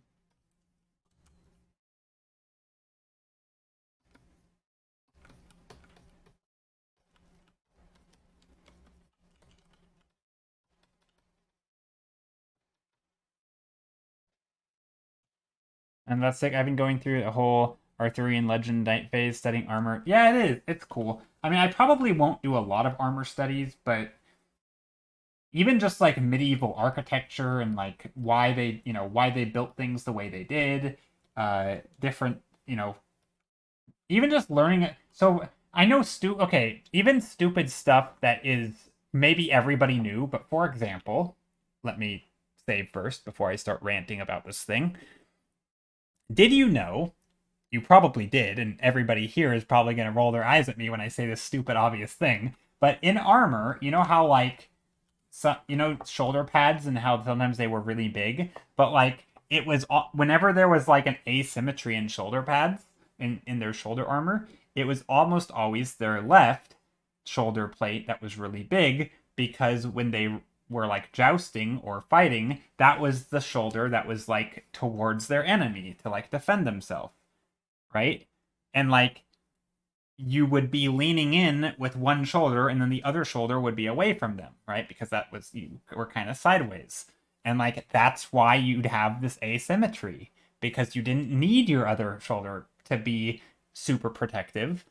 And it was literally to like protect your neck. That's why you had a big old shoulder pad. I didn't know that. I was like, that actually makes a lot of sense. I wonder how many times I've seen, amateur designers make these giant shoulder pads and they have no idea why they made them the way they did. And like that's interesting to me. I don't even do character designs, but now I know, it's just like little stuff like that to me is fascinating because there's like a million things like this. I mean, obviously I know a lot more with environment, but that's the kind of thing that I don't know, I find fascinating. Also, I think also coming to the realization on your own about those things. Um, in yesterday Fang Zhu's video that we rewatched, it was like a 7-year-old video, but he had, he was mentioning things like as it relates to your visual library, but knowing things like connecting the dots between a environment that gets a lot of sun and rain to things growing, right? And like it seems obvious that hey, there's a lot of rainfall, it gets a lot of sun, stuff's probably going to be growing very well, right? Because there's going to be grasses and all sorts of things. So if you're designing a certain theme, then it just might make sense to include things that like it's like if you're gonna depict a scene that's rainy and maybe there's another scene where it's sunny and it's like the same scene but different times, like it might make sense to not make it a desert, right? Because if you're getting a lot of rain and you're getting a lot of sun and like again it's just it's sort of this connecting of dots and coming to realizations that hey, this type of environment is going to have this kind of rocks, or this type of environment like or even with like architecture, right? Like certain types of roofs, like sloped roofs, are oftentimes in places where it snows because you need the snow and the rain to come off of your roof. And if they don't, it can collapse because snow is really, really heavy, right? And if it doesn't rain and you're like in the desert, you can get away with things like adobe houses where you might have those very flat roofs. Why? Because it's not snowing and it's not raining and it doesn't matter that much. Like, and if it does, all you need is like a tiny little hole for the rain to run out of. Like you don't need you don't have the same risks, right? Or if you're in a desert, you don't need a chimney, right? Not everything has a chimney. If you're in the in a place where it snows a lot, maybe sloped roofs and chimneys. It would make sense. So just simple things like that, where like that sort of inform your decision making when painting. I don't know. I really like it. It's almost like not secret knowledge. It's funny because I think Feng Zhu literally said that about like books or something in that video we listened to, but it's more like it just makes you. I don't know. There's something about it that makes you feel slightly special. Like I understand this little thing, and I feel like most people don't. Or not that they don't understand it, but more that I have to think about them, and other people might not. And I don't know. I don't think that makes me any better, but there is some sort of like little bit of satisfaction of like this is I don't know. I don't know what it is. But there's something there.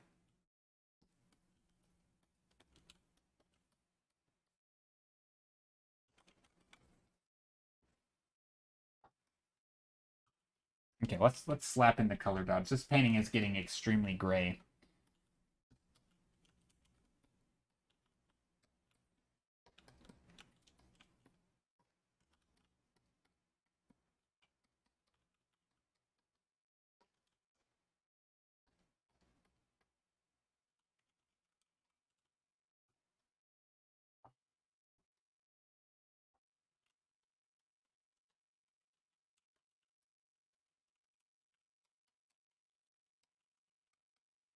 Or do I want to do like orange and yellow back here?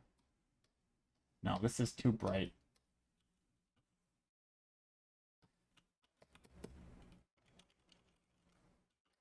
Hmm.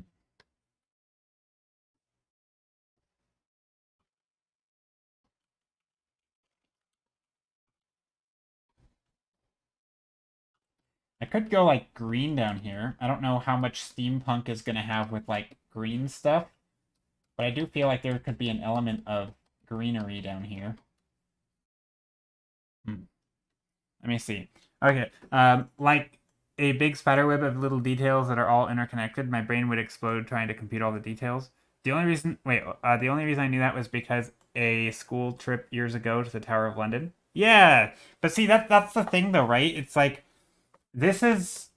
I know it sounds so cheesy when I say things like art makes the rest of life seem even more exciting, but like knowing learning all these little almost unnecessary details that you'll never use, but suddenly you will use it, right? Like, how many people actually need to know that, again, simple concepts in architecture, like the sloped roofs versus non-sloped roofs and different materials and why they're used and what, like, unless you're in the industry of building houses, like, why would you need to know that, right? You wouldn't. Well, we do art, so now it helps. And it's like that it went from essentially useless trivia to now actually really useful trivia, right? It's not useless. And I think it's like it adds that little layer of importance to things that arguably weren't important at all to most people. And now they're important to me. And it's like how cool is it that I can hear the same thing you can hear, or a non-artist, and to me that thing is really important, and to them it's just like, whatever. Like, I don't know, it adds, it makes, like, the everything I learn in theory can be that exciting, right? It's like, I don't know, it's just super cool. I don't know how else to talk about it, honestly.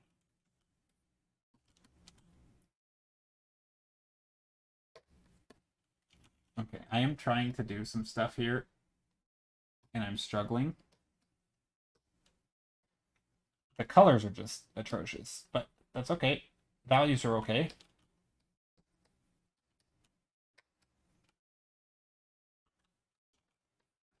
Hmm. Maybe it's a composition thing too.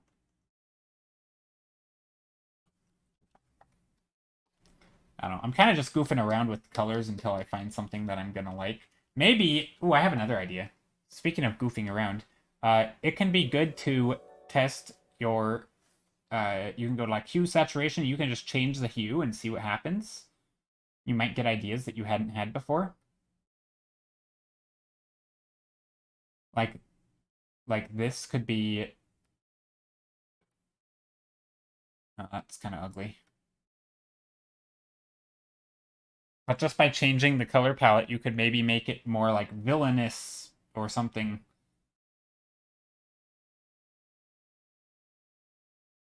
Grand clock. Yeah, something like that.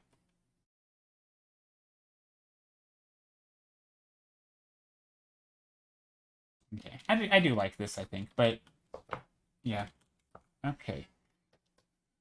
I do feel like these colors though, they're a little muted, and I think I need to add a bit of Ooh, I know. Speaking of muted, why don't I just try the same thing I just did, but crank up the saturation? Literally do that. And I don't need to make it all that saturated, but I could go in here and make a layer mask, and I can paint in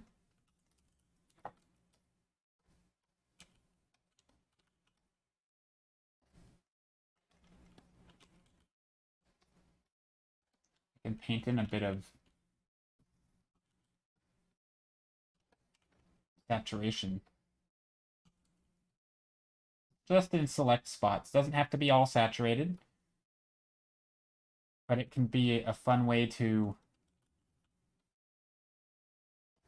add something a little extra. Maybe also some poofy clouds or something back here. No, maybe not. Leafy Dragon. Oh, okay. Excellent. Have I watched Harry Potter? I have watched Harry Potter, yes. I like Harry Potter.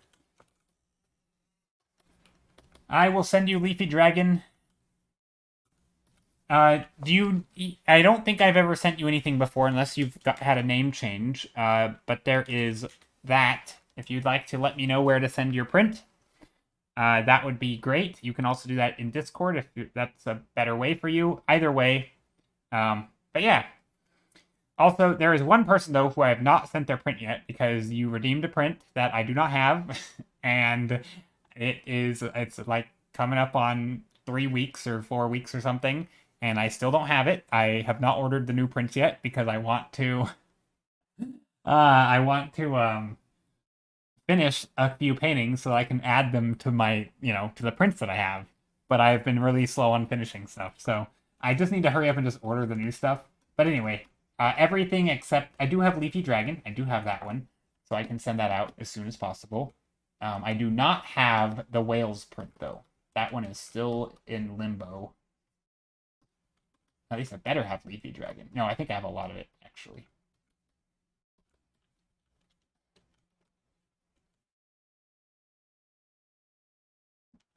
Yeah, I do have Leafy Dragon. I think the other one I don't have is, oh gosh, what is it? I don't remember. For your daughter, she loves dragons. Aw, that's super sweet. Well, I will try to get that sent out within the next, I'm gonna say week, but hopefully sooner than that. But I never know. Sometimes I'm not. I would be lying if I said I was super hardcore about sending stuff out super fast, but maybe it's because it's just a stream perk thing. But I do send them out, but sometimes I'm a little slow. But I have already been slow, like, so it should be very soon when I do the next batch. I normally kind of batch them up, so I have like, if I have like 4 or 5 to send out, I'll do them all at once. And then I kind of wait until there's like 4 or 5. I think I'm getting to that point now, because we had somebody else redeem one today as well. Okay, I feel like this fight makes no sense. Why is it in the middle? It's not even in the middle of the painting. It's not even a circle. I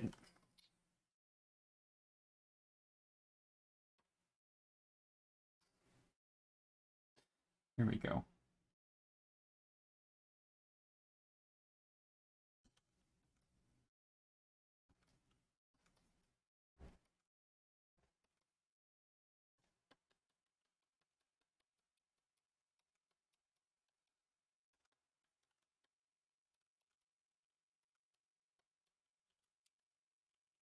There we go. Her birthday is on June 9th. Ooh, okay. I'll have to make sure. Yeah, I'll try to make sure I send it out then. Where can I see the prints you have? So the prints that I send out through stream, whatever you call it, as point redeems, you can see them in Discord. There's a Discord channel called uh, what is it called? Print Redemption. Basically, it's just a channel with all of the prints that I have available, minus plus the ones I don't have available. But no, I pretty much all those are available. Technically, I have some others available too. But so here's how this works. Those are the ones I for sure have available, except the whales one, um, which I will order more of, by the way. And if there is a print though that I don't have available and you do want it, please let me know, because I do order new prints occasionally, and if there's one that people seem to want, I can add it into that list. Like it doesn't cost, it's not any more difficult for me to get a print that I don't have than to just get the ones that I always get. So if there is a print that you would like to get, if you have the channel points to redeem it, um, feel free to just mention it. Like you could mention it now, or you could mention it whenever, but like, so that's fine. Obviously, if you do redeem one that I don't have, then you're gonna have to wait until I order them, which might be a while. But you can do that. I just want to throw that out there because probably isn't obvious to everybody.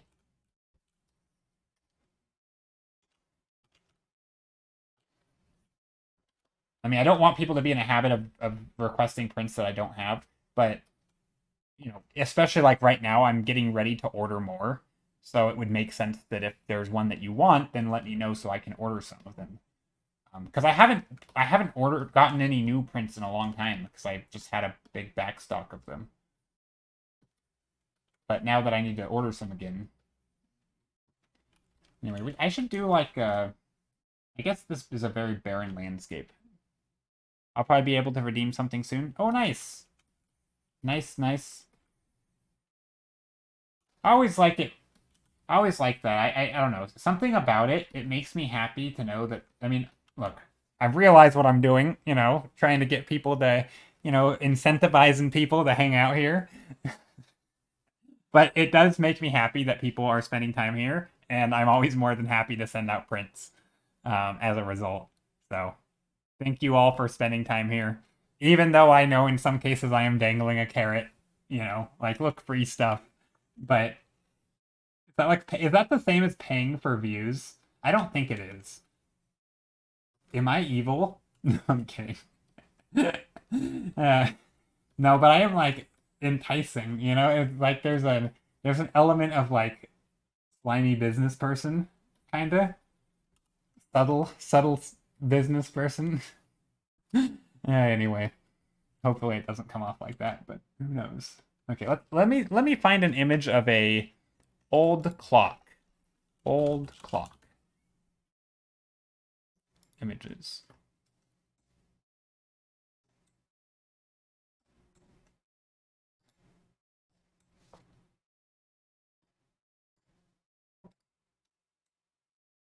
Smart, smart, not harming anyone. Well, also it wasn't even my idea. I got it from Silas A, who sends out prints, and I was like, that's a really good idea. Also, I can give out prints to people in real life, and that's cool too.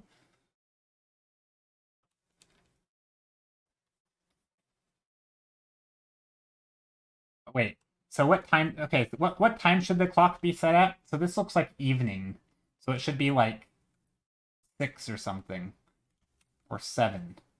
So this is going to be the small hand.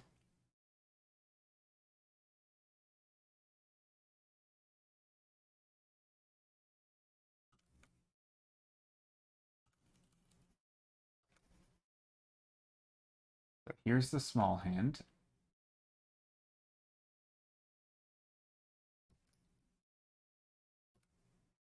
That one can go away. And that could be the big hand. Also, this should probably be in the middle of the clock. That was stupid. If you're going to make a clock hand, make sure they're in the middle of the clock.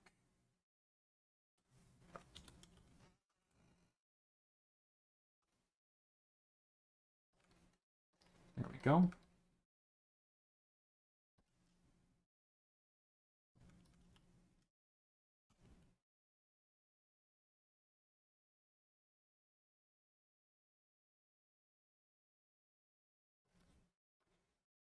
It doesn't need to be perfect, but I do want it to look like something.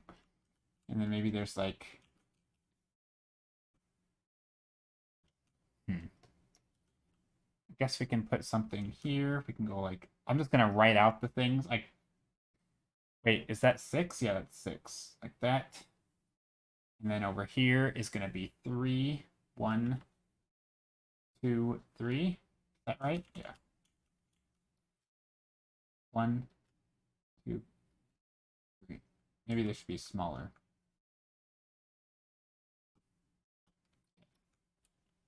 And then over here should be X.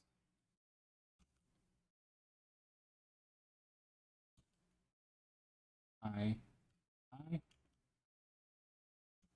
feel like there's a better way than to handwrite this. Whatever. And then over here is IX. Yeah, that's 9. X. I.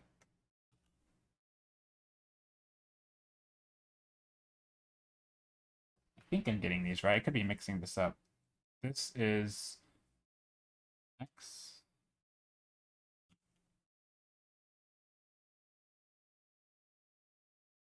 This is X. I.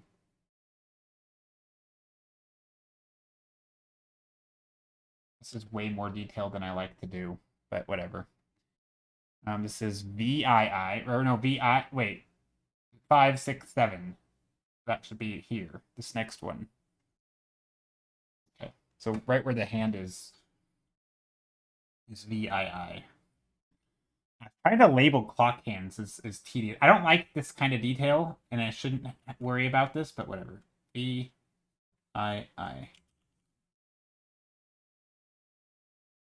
And then we have VIII. VIII.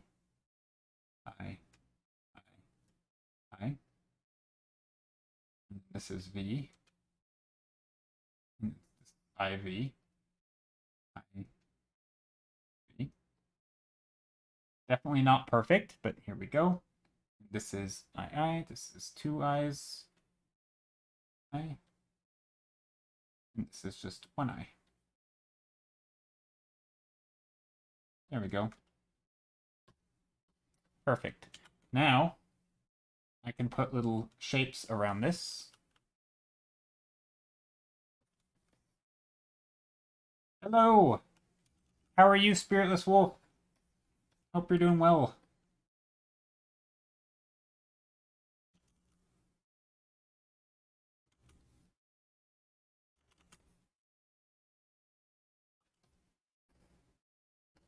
What you painting today? I am doing well. I'm painting a clock tower of some sort. It was supposed to be a steampunk clock tower, but it's not very steamy or punky.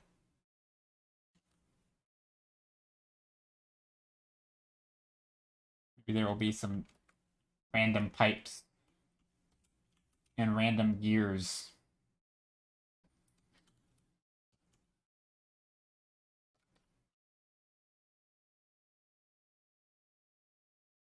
Like that.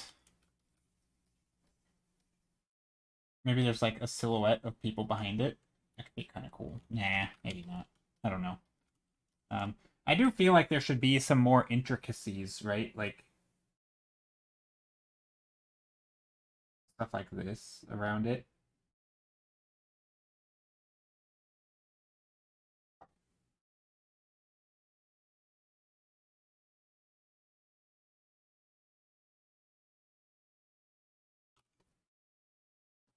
Maybe not.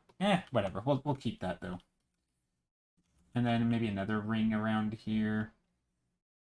Basically just random details that are just unnecessary. I feel like it's pretty steampunky.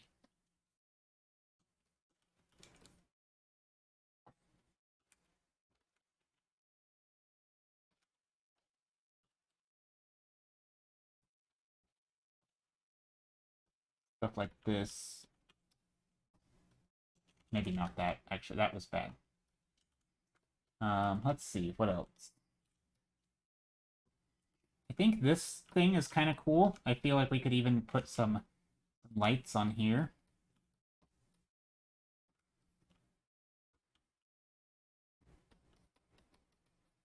That would make sense anyway.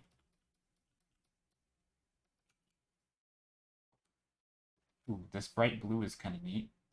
Okay, so that's a thing. I also feel like this is a window, but I don't know if I want to make the window actually...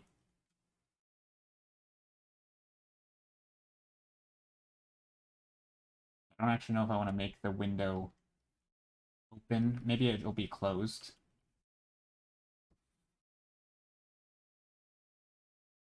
I'm normally not a big fan of this kind of detail, but I think it's a little bit nice here because...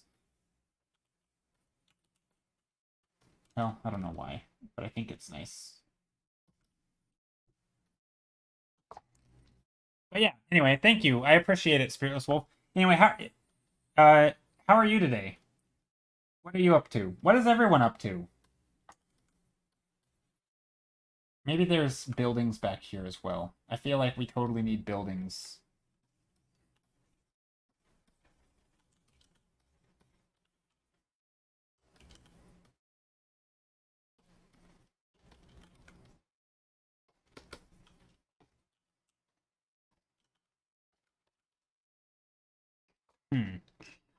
Let me find an image. Okay, now I'm going to go find more references.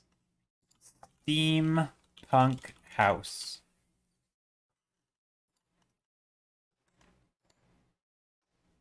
What makes them look steampunk? I mean, I guess you have to have a... I mean, it's not steampunk, though.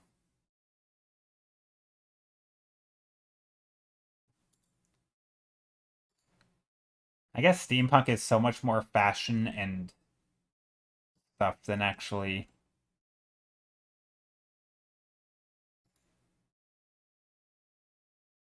Yeah, I mean, I guess technically it would be... let's see. Trying to study some film frames. Oh, nice. I'm doing a 4-day of a book... Doing day 4 of a book where each day has an art prompt. Oh, that sounds fun. It's called 365 Days of Art in Nature. Ooh, that sounds like a long thing. Good luck. Day 4, you got a long way to go. You gonna try to stick with it the whole time? That'd be really cool. They're beating me. Oh, the frames, the film frames are beating you? Nice. I mean, that's not nice, but also kind of cool that you're studying film frames. I feel like most of the time film frames are pretty simple. Like, not simple as in easy, but like, they're... I feel like I don't see a lot of super complex film frames unless they're like a low budget animated movie. They tend to be extremely haphazard and nobody like it was actually one of my criticisms with How to Train Your Dragon. Not that it was low budget, that's not what I'm saying. But there were some frames I felt like they weren't designed, they were only a result of like all the keyframes were very well designed, but a lot of the random action sequence, they were just kind of a mess. I don't know. There were some stuff that I just felt was not super well planned, but yeah, I don't know. Sometimes it's like that. It probably was much more planned than I give it credit for, though.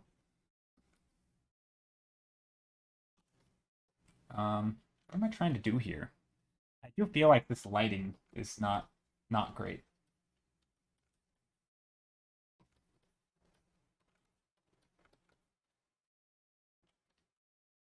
But yeah, I do feel like some movies, like a good scenes, typically in my experience are just kind of clean and easy to understand, and that's what makes them work so well. Wes Anderson's frames, so it's pretty easy, but trying to draw a train is. I mean, yeah, I guess it depends on what you're studying it for, right? If it's purely composition, I don't feel like you have to do the whole train, right?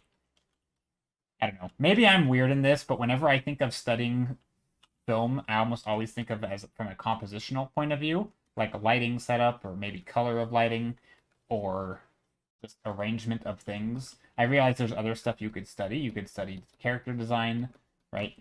But I always think of composition and I guess I don't really think about painting the things in the scene for composition. I think of understanding the arrangement of shapes and objects.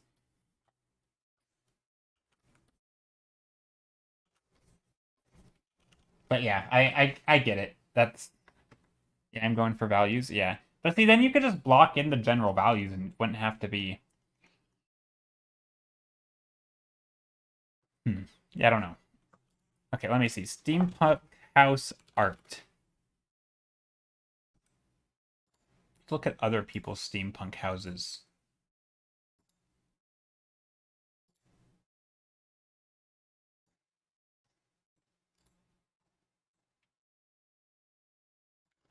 Hmm.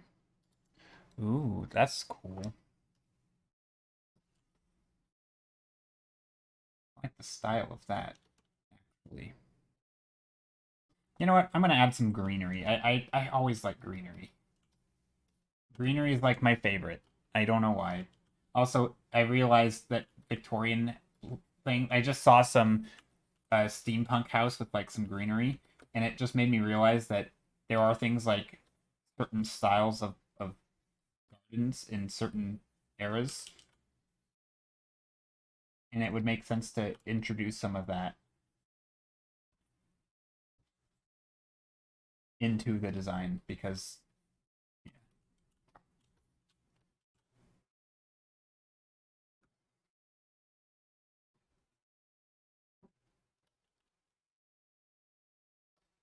and add a little bit of foliage and greenery.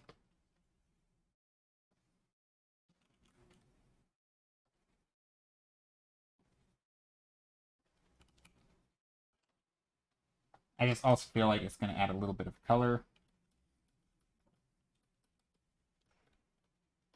Some around the clock, which is going to give a nice dark color. Maybe even darker than this.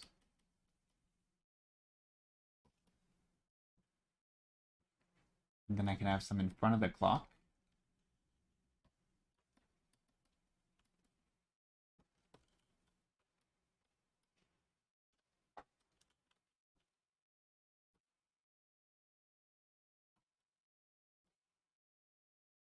And then this could be a little brighter.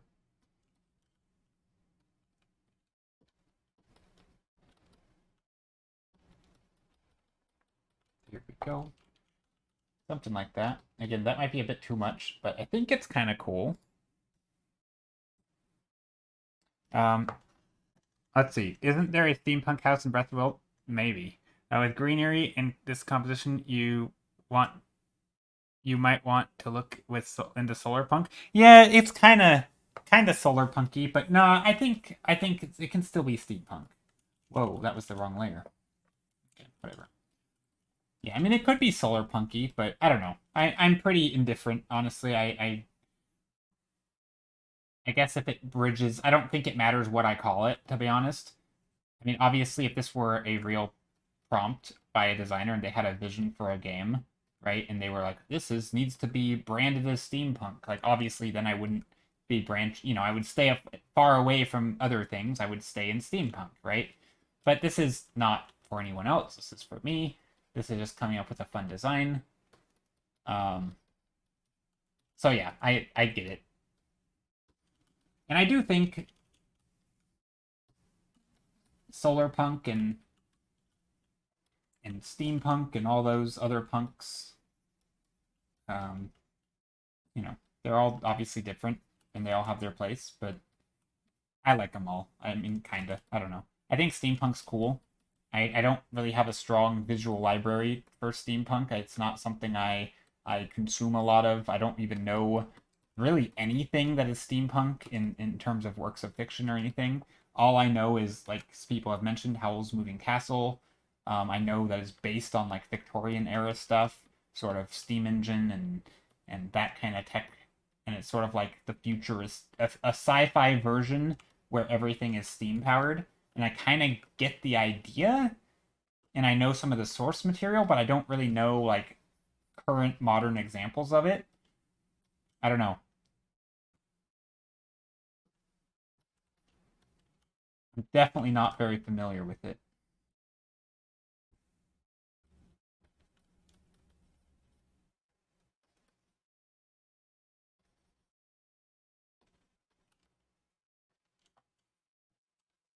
Okay, I might be going overboard with this.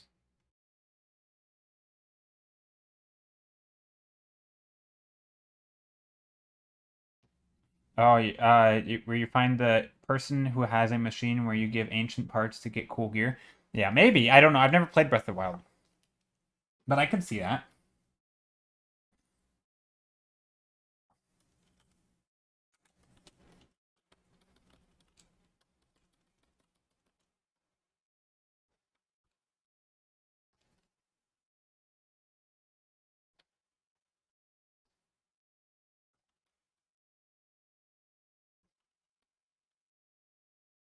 Go. Just adding some foliage down here. I don't know. I think I'm ruining the silhouette though. Hold on. Let's readjust it. Paint along the contours. So these are the contours here. Not sorry, not the contours. This is the contour, but these are the lines that follow the form upward. So I'm gonna add details around those.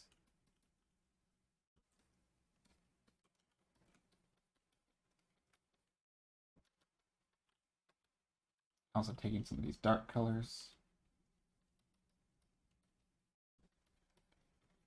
Yeah, I don't want it. I don't need to go all the way down though.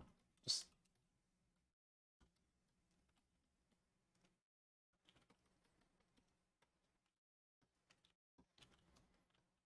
okay. Let's add some greenery in the foreground. I feel like we can totally do some greenery.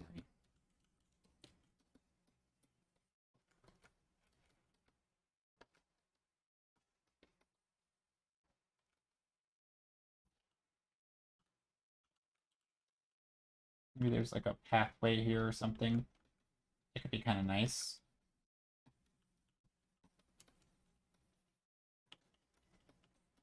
Something that just comes in like that.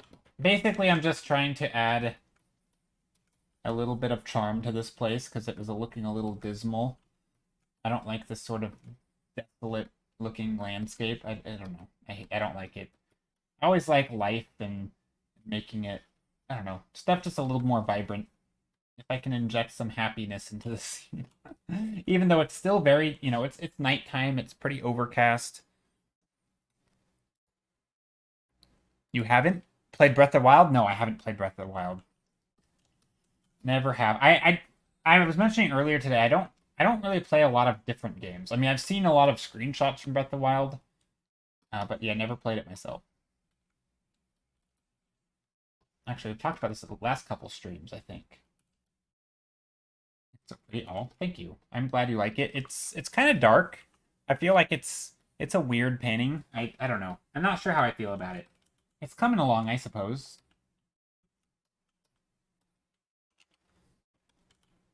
I'm sort of playing with some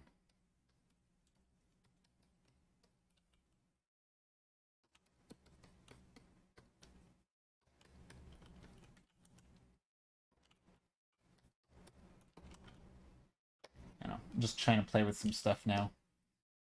Could go blast it with light.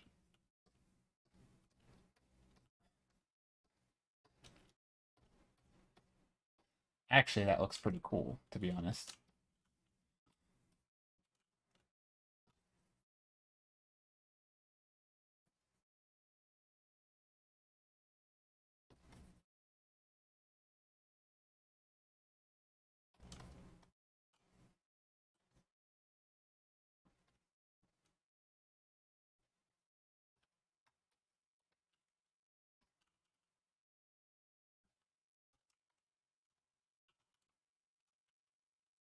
I do like that, actually. I don't know where the sun's coming from. And I did just change the mood of this whole thing. But I do think this is kind of nice.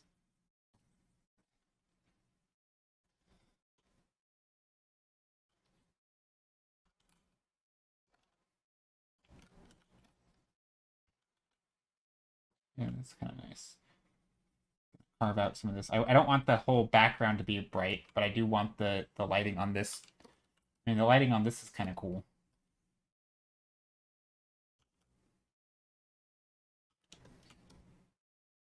Do I like that, though?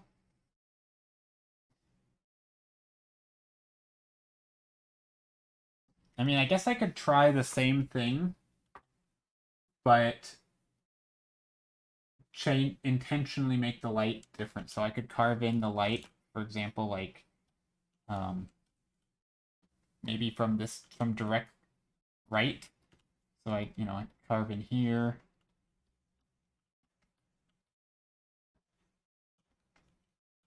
Although I'm not sure how this is gonna work with the greenery. I actually like the greenery side being lit, but whatever.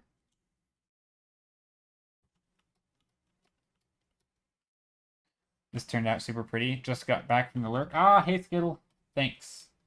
I'm glad you like it.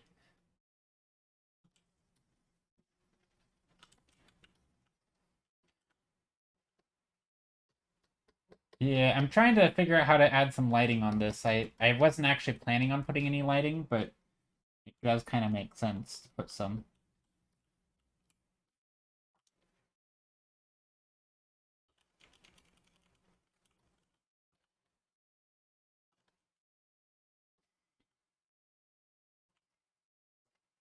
Let's see. Do I like this, though?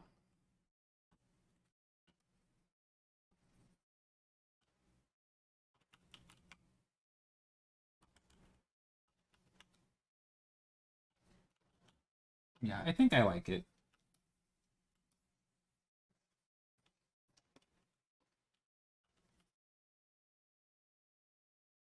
I mean, or do I like this other version better? I mean, I do like this other version better. Anyway, I'm gonna go with this version. I like this. And this also lets us put in some light like that. If in doubt, a teensy bit of warm orange dodge. Yep, pretty much. Okay, so now make a new layer. Take the same colors I just color dodged in, and now hand paint them in where I see fit. So I'm gonna take this brush. That way I can paint. I can make stuff look painterly and intentional, and not just an accident of color dodge. Which it wasn't really an accident, but it kind of comes off that way sometimes.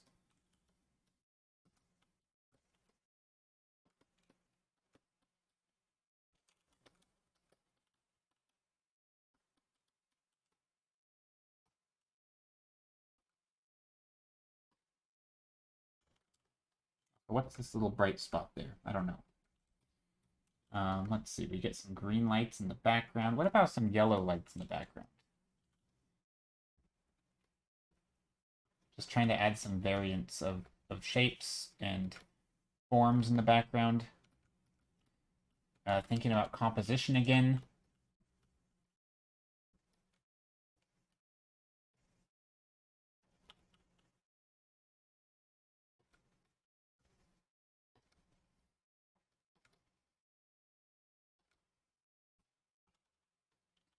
Um,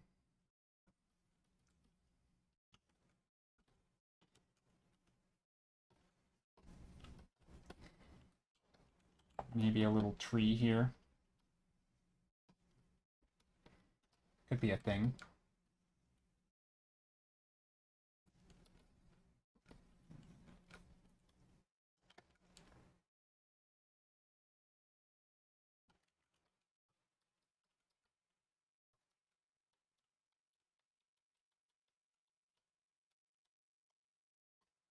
I feel like that's kind of nice.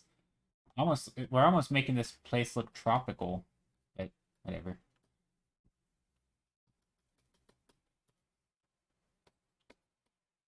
It just totally changed the vibe of this whole painting.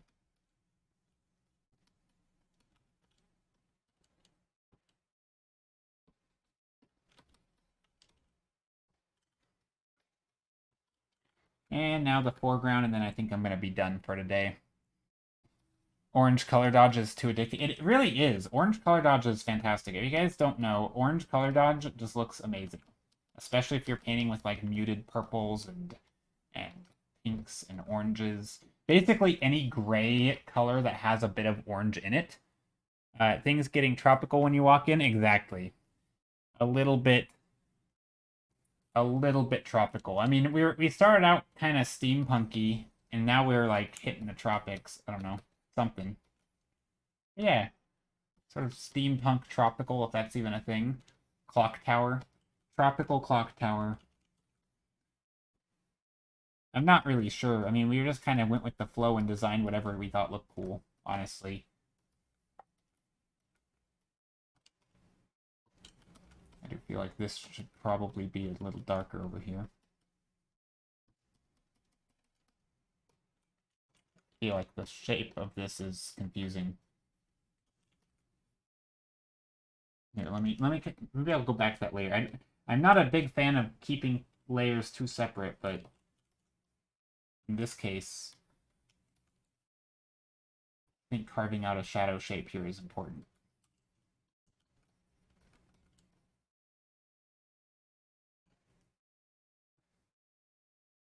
Maybe stuff like this. Maybe a little bit of bright lights around the edges or something. We could do that. I think this is very lovely. Oh, thank you. Good because you're homesick? Oh. That sucks. Where are you that you're homesick from? If you don't mind me asking. Is that an inappropriate question? I don't know. I don't actually know if that would be an inappropriate question or not. But anyway, I'm sorry to hear that. Hope you feel better. I'm in Europe, but right now I'm from the Caribbean. Okay. Interesting.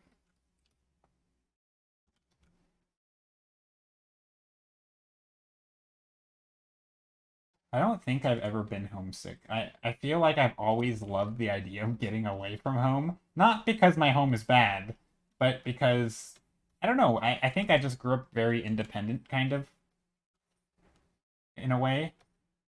And it was sort of, and I guess I've always lived near home, so I've never really had to feel homesick, but I'm not like a super homebody person. Um, but yeah, I totally get it. I mean, I've seen a lot of people homesick, and yeah, I mean, I get the feeling of missing family and friends, people, especially if you were close to people for a long time, or you lived with certain people, and suddenly now you're not living with them, and it's like, oh, you kind of miss the way things were, and it's all like you're in an alien world, kind of.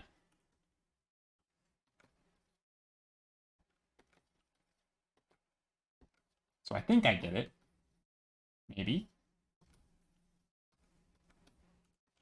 Like I think probably the time I felt most homesick, but not really, was probably like in going to college.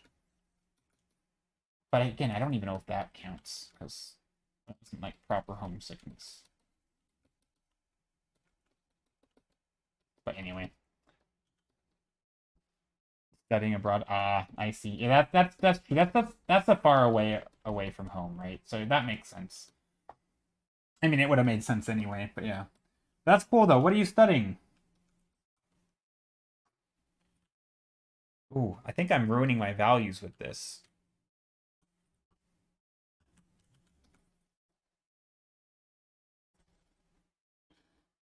I think homesickness has many levels. Yeah, true. There's obviously, it's not one size fits all. You're right. Definitely many levels.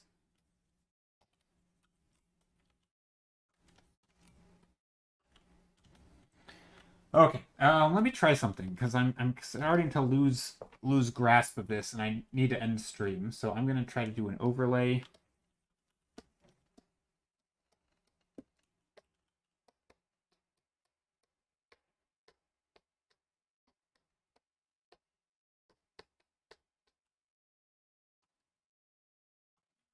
I guess that works. It's kind of dark, but kind of works. Maybe we put some brightness on the clouds, get a little bit of warmth.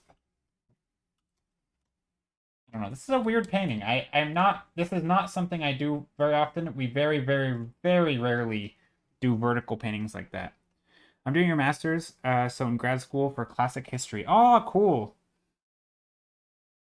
It looks like it's gone from twilight to night. Yeah, I kind of was changing the lighting, and it started being more twilighty at the start, and then as I started adding direct light and the lights got stronger and stronger, it's like, well, now it kind of looks like it's nighttime because the lights are so illuminating.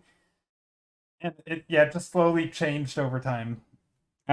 Sweet Bee, thank you for the follow.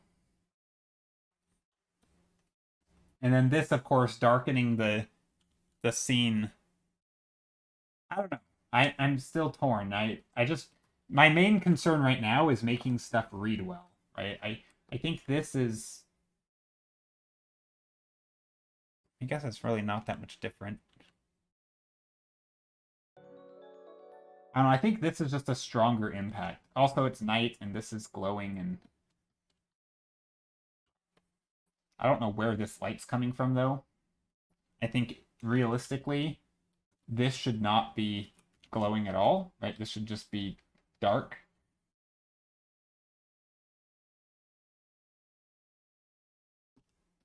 But that would just be silly. I don't know. I am not sure. I think I need a brain rest right now because right now it's I'm starting to spin my wheels a little bit.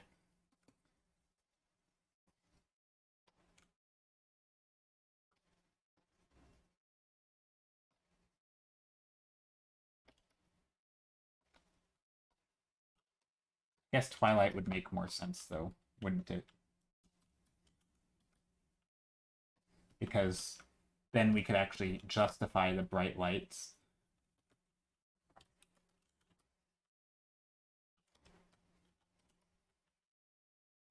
But that's okay. We're just gonna go with this and call it finished for today. Considering starting out without an idea and then deciding on something and going with this, I'd say we did a pretty okay job. So yeah, here's what we did today. I will show you the thumbnails that we started with. Obviously, this one changed a lot from the thumbnails. So after I'm done saving, I will continue. Okay, so file open, here we go. So here's the thumbnails from today. We started out with this, or not started, but we started out by drawing all of these, and then we voted. But this was the thumbnail that we chose. And obviously I, changed it. Oops, here, let me close a lot of these.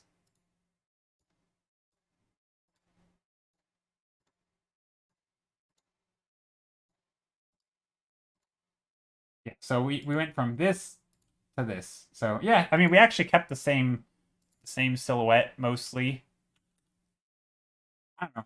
Painting grayscale to color is quite hard for me. I'm not really used to it. I also don't normally do any sort of details or anything. So this is kind of a little unusual. Very, very often I start with a, what do you call it? A more landscape focused painting, right? So stuff like this is what I typically start with, landscape orientation. And I typically do more like naturalistic landscapes like this as opposed to very designed stuff like this. So, yeah, this was a little unusual, but it was fun. So, thank you all for hanging out. I really appreciate you being here today. Thank you for the follows, the sub, if I had any, the donations, and just the general hanging out and support and all that. I really appreciate it. Also, thank you very much, Sweet Bee. Conqueror says thanks for stream. Mad says thanks for stream. Yeah, thank you for being here. Let's go to... I don't know. Who do we go to? We could go to Void Brush. Void Brush is great. We could also go... Yeah, let's go to Void Brush. Oh, thanks, Steph, for the shout out. Yes, I stream 3 days a week, Monday, Thursday, and Saturday. My next stream will be Thursday, because today is Monday. So I hope you all have a good rest of your week. I also have a Patreon if you'd like to support me in any other way, like money. I do try to occasionally upload time lapses with a little write-up of sort of stream write-ups and like self-critique type things, that kind of stuff. Not much of a perk, but it's something.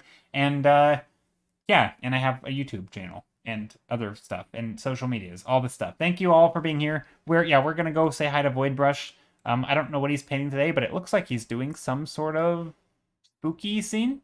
Very nighttime, night lighting scene with a cool light. And he's doing digital today. So we're gonna go say hi to Void Brush.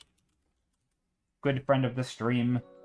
Has great brushes, by the way. I use them. I didn't use any today, but he does have some that I enjoy using.